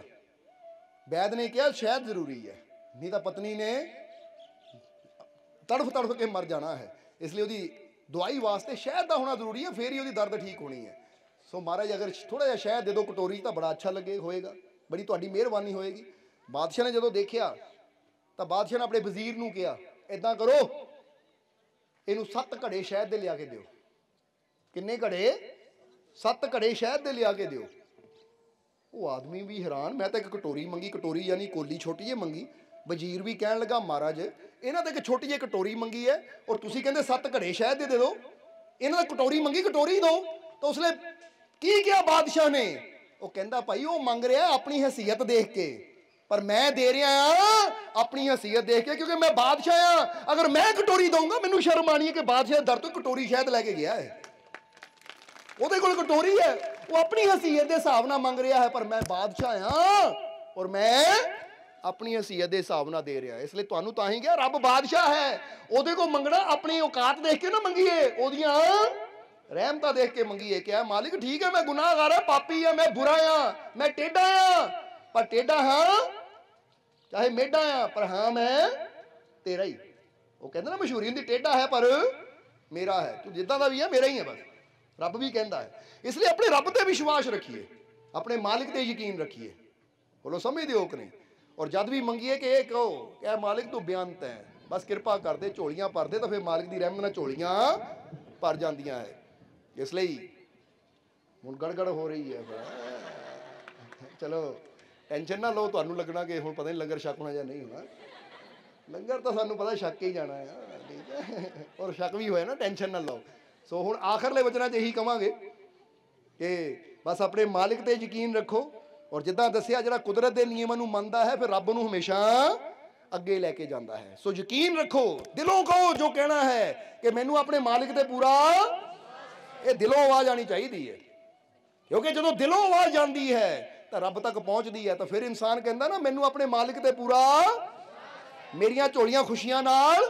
हुण जदों देखो दिलों कहंदे हो मैनूं अपने मालिक ते पूरा विश्वास है, रब तक गल पहुँच गई। हुण दिलों कहंदे हो मेरियां झोलियां खुशियां नाल भर गई, तो रब कहंदा जे इन्ने विश्वास ना कह रहे तो जाओ भर जाओ, फिर भर जांदियां बंदे झोलियां। समझदे हो कि नहीं? इस नूं कह दईए विश्वास नाल कि मैनूं अपने मालिक ते पूरा, मैनूं अपने मालिक ते पूरा, मैनूं अपने मालिक ते पूरा, मेरियां झोलियां खुशियां नाल, मेरियां झोलियां खुशियां नाल, मेरियां झोलियां खुशियां नाल, मेरे सारे दुख दूर, मेरे सारे दुख दूर, मेरे सारे दुख दूर, मेरा मालिक मेरे, मेरा मालिक मेरे, मेरा मालिक मेरे। सो मालिक हमेशा तुहाडे नाल है। जे तुसी दिलों ये किया है तो मालिक तुहाडियां सब दियां झोलियां खुशियां नाल भरन, रहमतां नाल भरन, बरकतां नाल भरन, और आने वाला समा तुहाडे सब दे वास्ते खुशियां, कामयाबी, सफलता भरिया होवे। दिन दुगनी रात चौगनी मालिक तुहानूं तरक्की देवे, सुख समृद्धि नाल तुहानूं तुहाडे परिवार नूं भरपूर करन, और हर दुख हर परेशानी तो मालिक बचा के रखन, और सदा हसदे मुस्कुरांदे खुश रहो। यही साडी उस मालिक दे चरनां च अरदास बेनती है। और हुण अंत विच तुहाडे सब दे अंदर वसदे उस मालिक नूं असीं प्रणाम करदे हां। साडा प्रणाम स्वीकार करो। जय मालिकां दी।